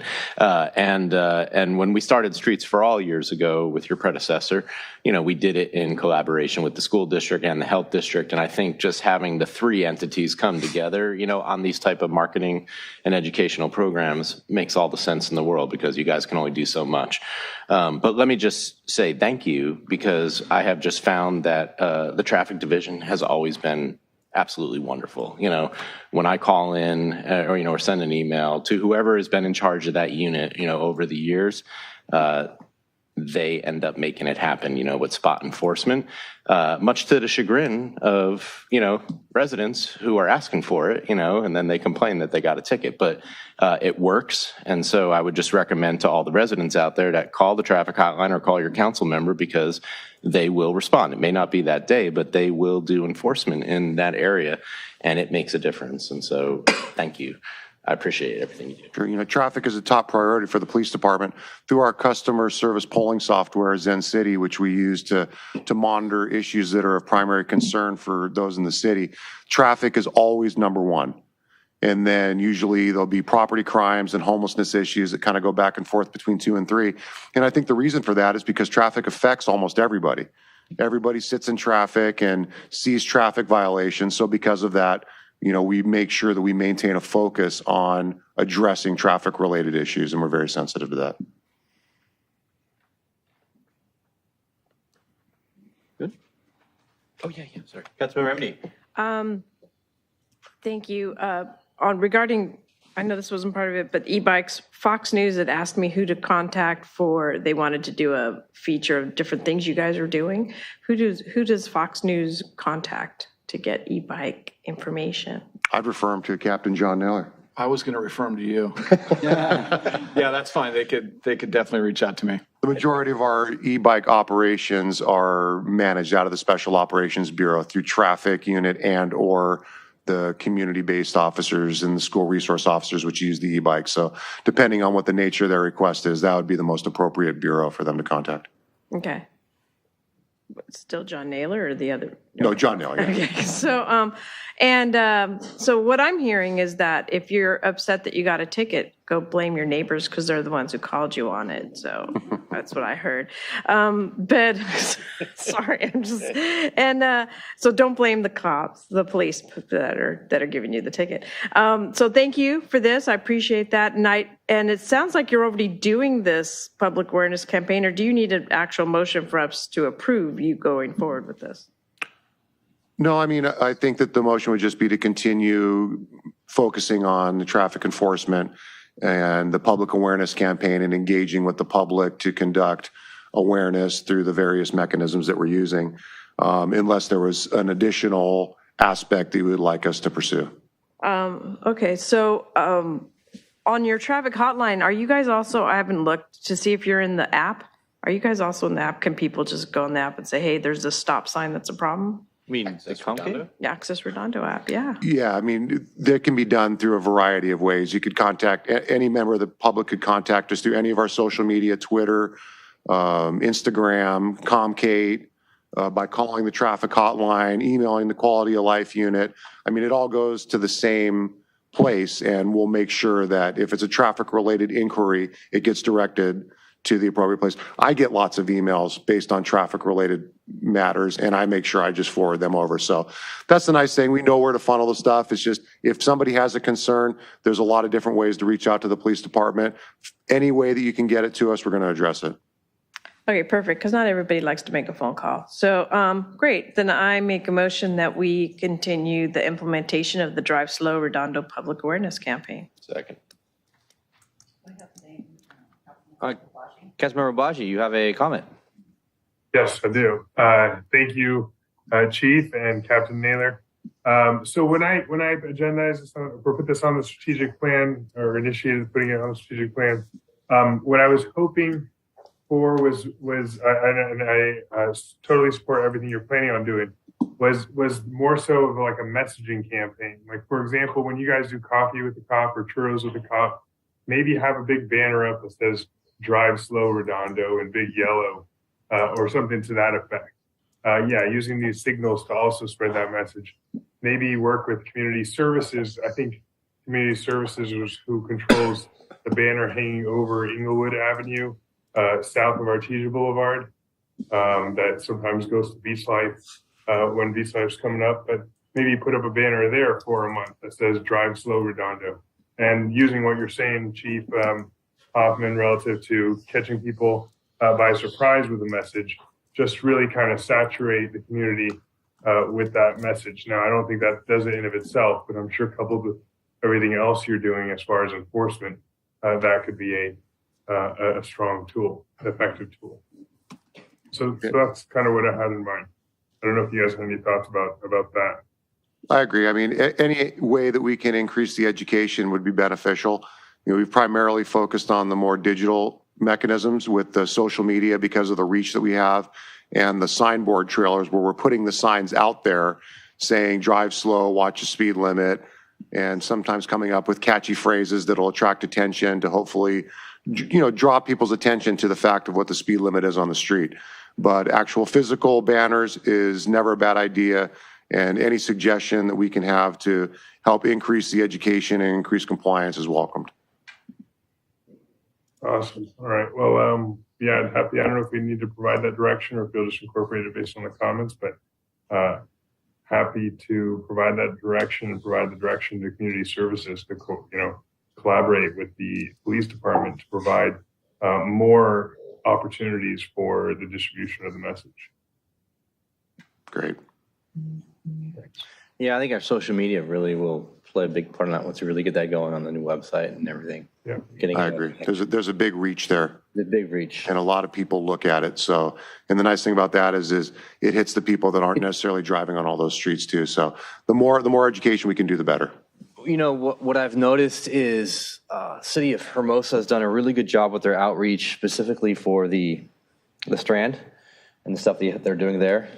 And it's simple videos of just them stopping and writing citations. There's nothing more powerful than a video of someone getting a citation that people stop them. Oh, they really are serious about it. I did see that happen. It did happen. So yeah, I would definitely agree with that. Nobody likes tickets. Nobody likes tickets. Yeah, but you know what? Nobody likes the other side of it even worse, right? Tickets work. Yeah, tickets work. There you go. All right, any members of the public want to speak to this? Any Zoom comments? All right. Motion on, Councilmember MD, your hand's still up or no? You good? No. Okay. Motion on the floor with a second, I believe? Yeah. And so all in favor? Aye. All right, passed unanimously. Thank you, sir. Appreciate it. Last item. Is it the last item? Do we know if it's the last item? Oh, it's the last item. Oh, sorry. Well, sorry, I couldn't contain myself. Sorry. It's not. Special meeting. Sorry. All righty. N5. Mr. Simon, one more time. You are busy tonight. Thank you. Yes, we are. And you know, all this was done while I was on vacation. This is fantastic. I love this. Go on vacation more. I make a motion that you will go on vacation more. Thank you, Ms. Mike heard that in the diagram. Right. Whoa. And you get a pay raise. Aye. We love that. So yes, this your last item here is our, it's a strategic plan priority. We're going to go ahead and go through that presentation in a second. Joined by both Andy Wingy, our city engineer, and Rob Osborne, our senior management analyst. This is both a water conservation effort and something that keeps us in compliance with the Model Water Efficiency Landscape Ordinance, our MWELO, as well as really being in compliance with our recently adopted tree ordinance. All those elements sort of play in, and with that, I'll send it over to Rob to go ahead and start the presentation. Thank you, Ted. So yes, this started out as a strategic plan item from the council's plan about turf conversion. Has two parts to it. Council asked us to look into some projects to replace high water usage grass with some water-wise plant materials, and also to take a look at our policy regarding limiting the use of artificial turf in parkways around the city. Also, as part of the budget, the council did provide $120,000 for turf replacement projects. So in finding a place with lots of turf, we didn't have to look very far. You go outside this building, you walk around, you pretty much notice there's grass everywhere. So this seemed like the obvious location for us to do a first replacement project. So just a couple pictures here from around, actually, sorry, that number 38,000 is actually 43,000 square feet of turf around the four boundary streets, of the Civic Center.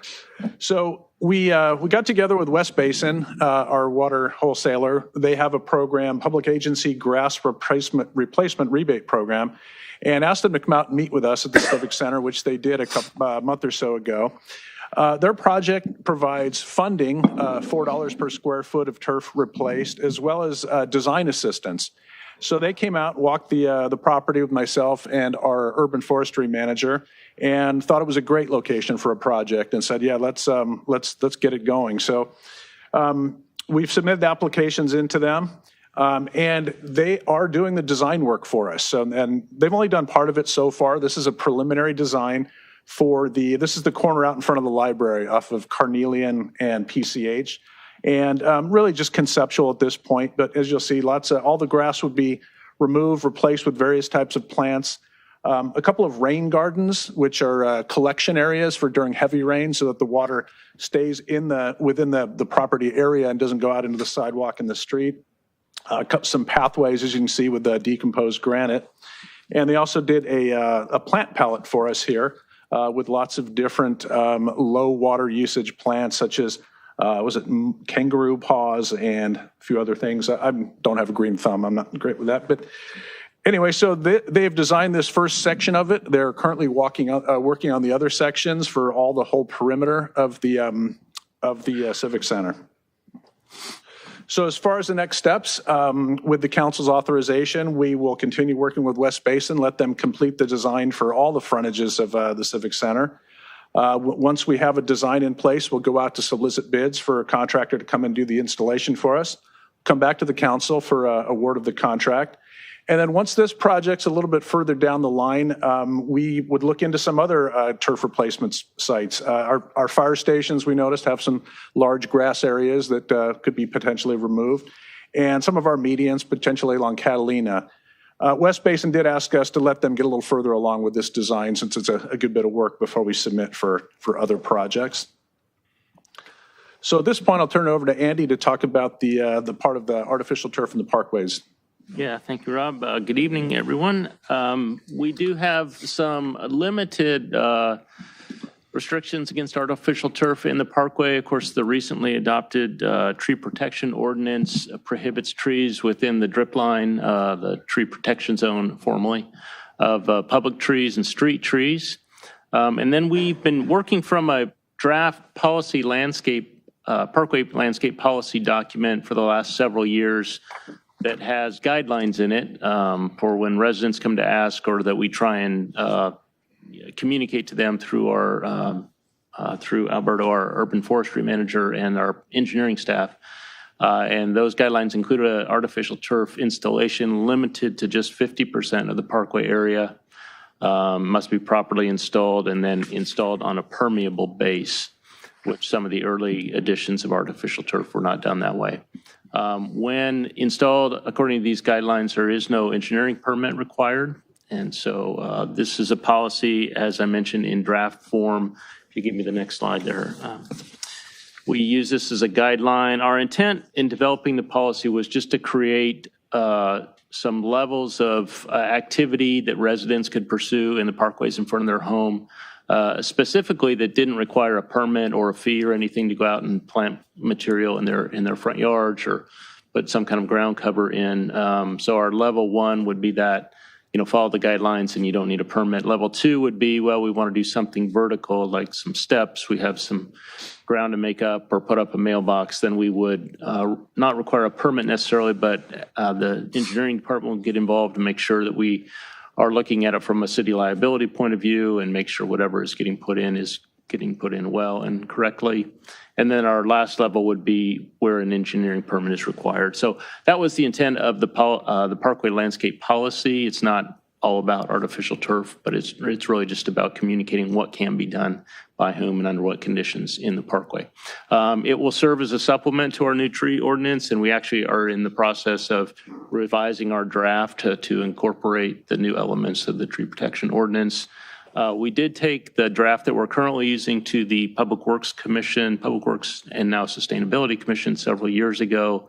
They gave us some input. We created some handouts for the public that would make it, we hoped, easier to understand what the limitations were for the various levels.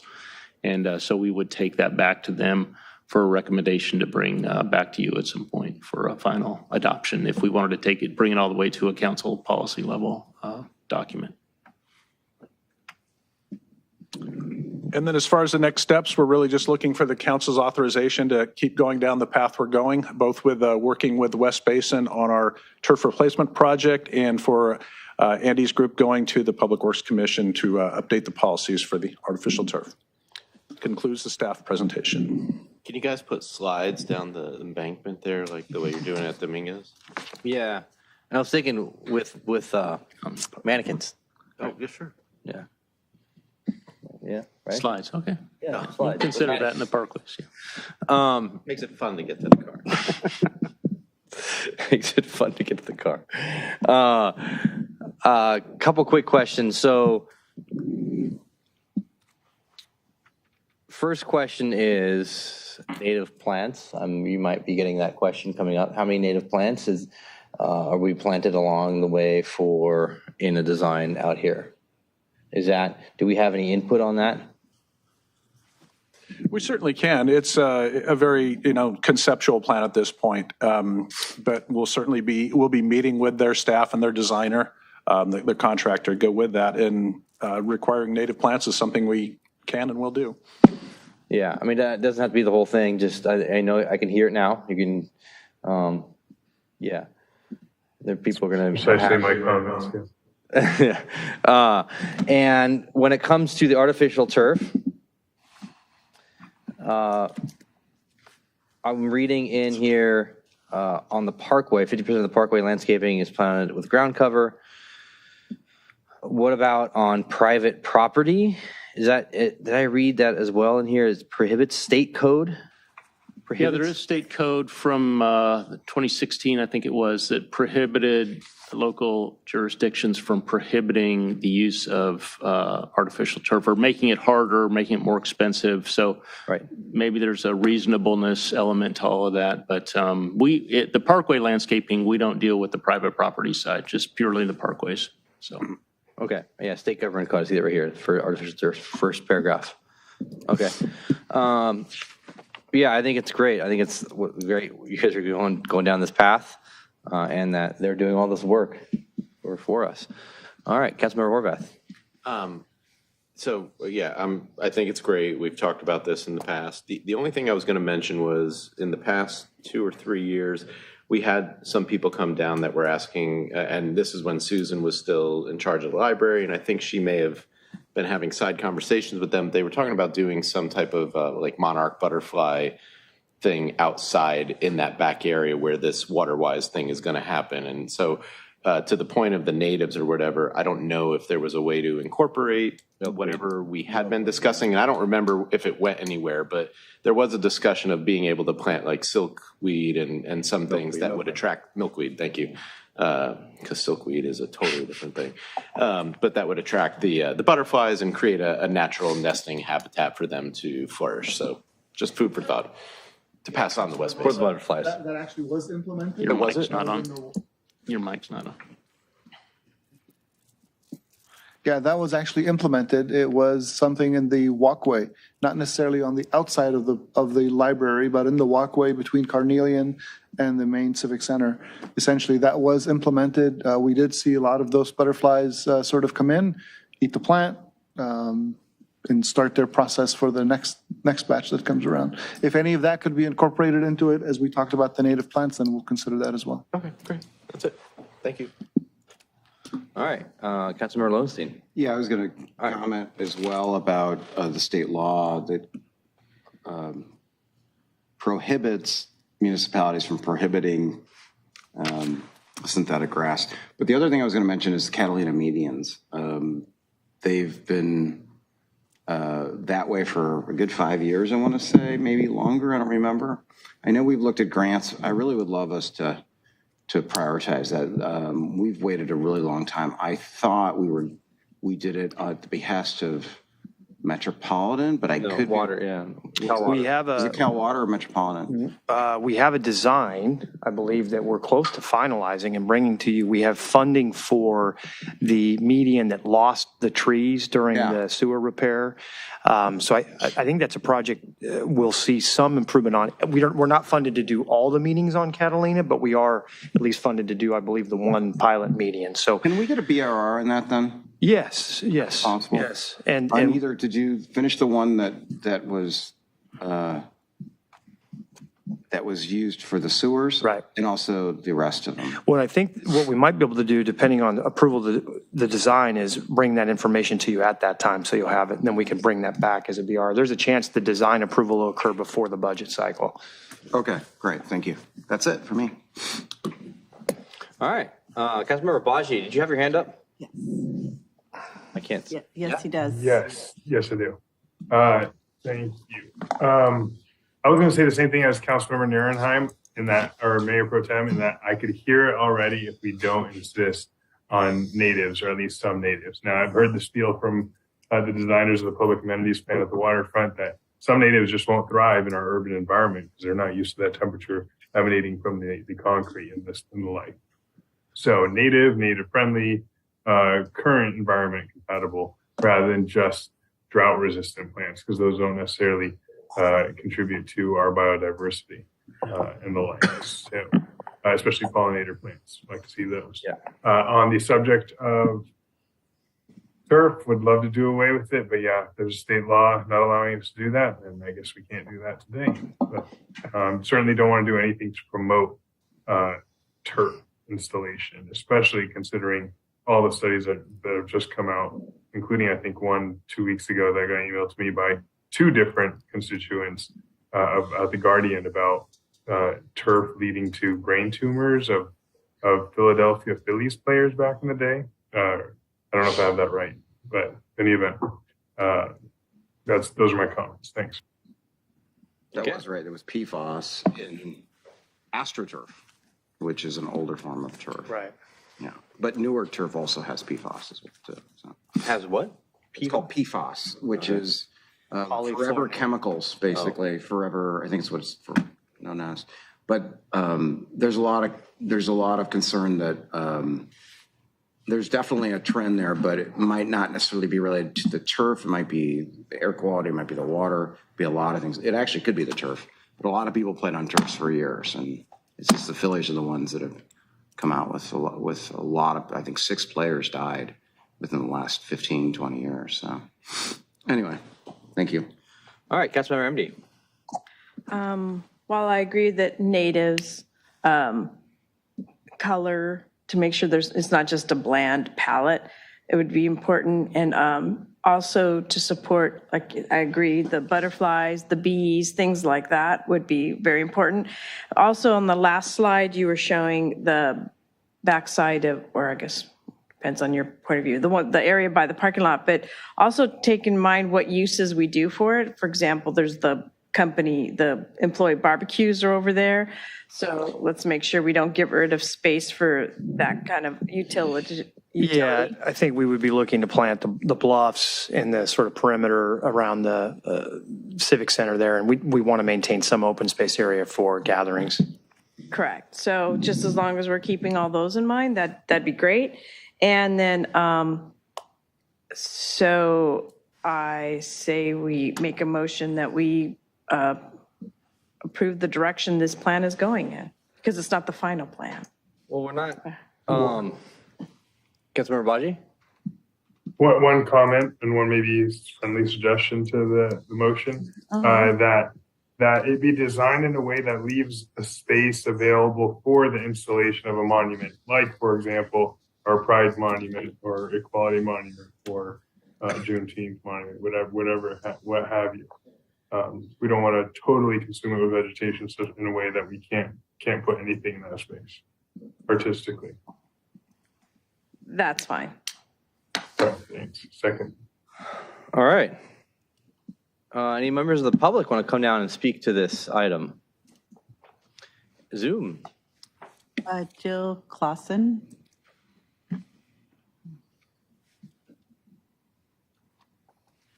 Yes, hi, can you hear me? Yes, ma'am. Thank you. Okay, I understand now from listening that the state prohibits you from prohibiting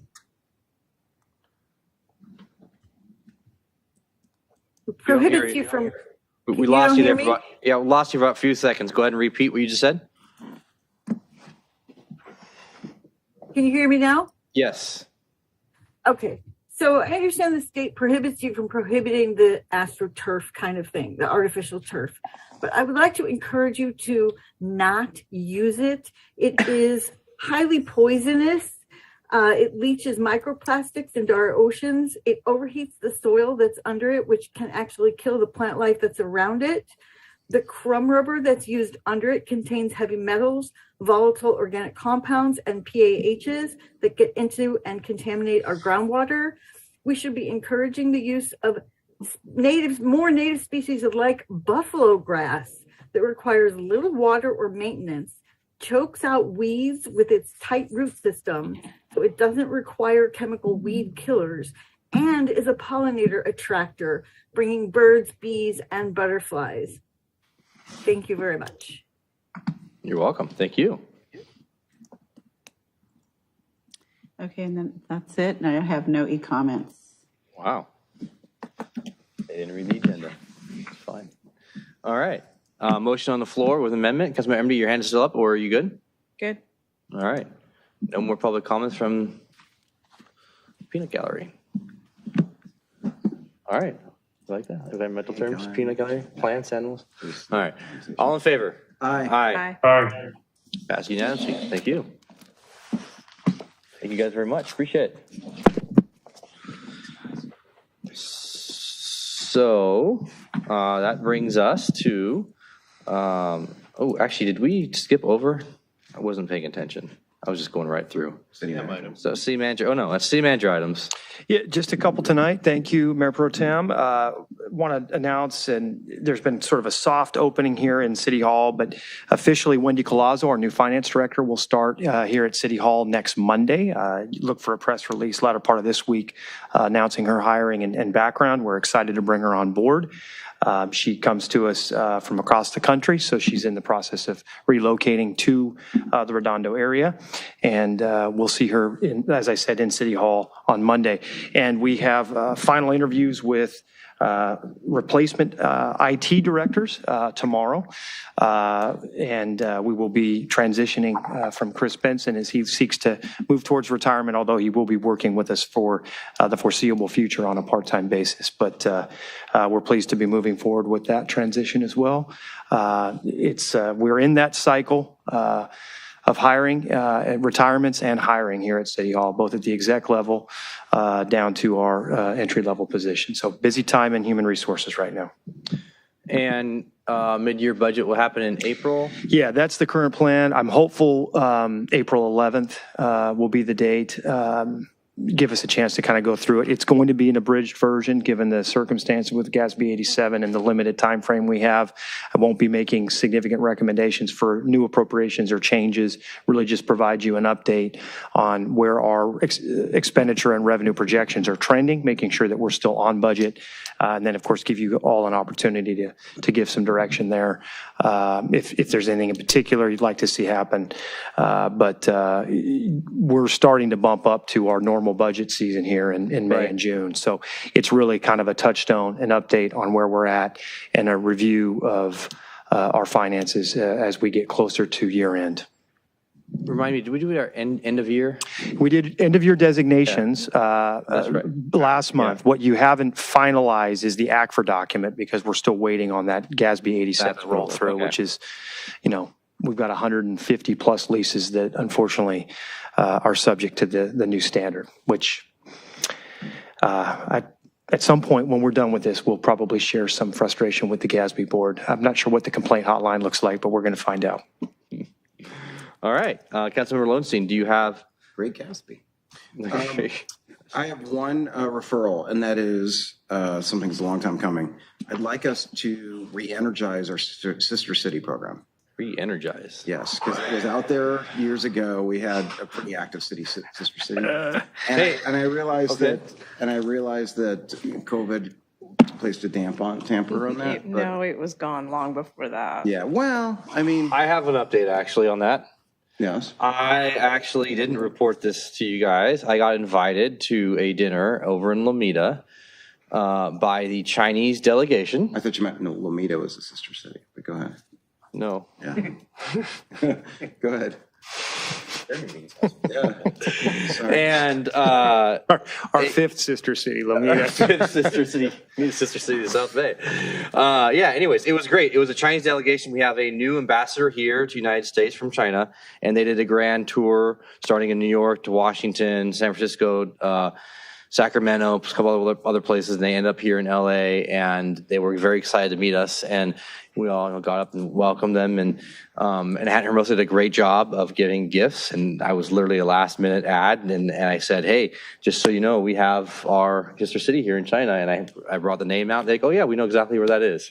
So they were very happy about that, very, very happy. Well, so it's not only fun, but it's actually productive. Yeah, it was very good to meet them. And you know, we had a visit from somebody from Ensenada. Yep. La Paz, right? We have Okinawa and we have China. And yeah, there's two options here. We could come back with specific referral. We could table it and talk about it as part of our strategic planning session, which we have scheduled initially for April 25th. That's an area where we could bring this in.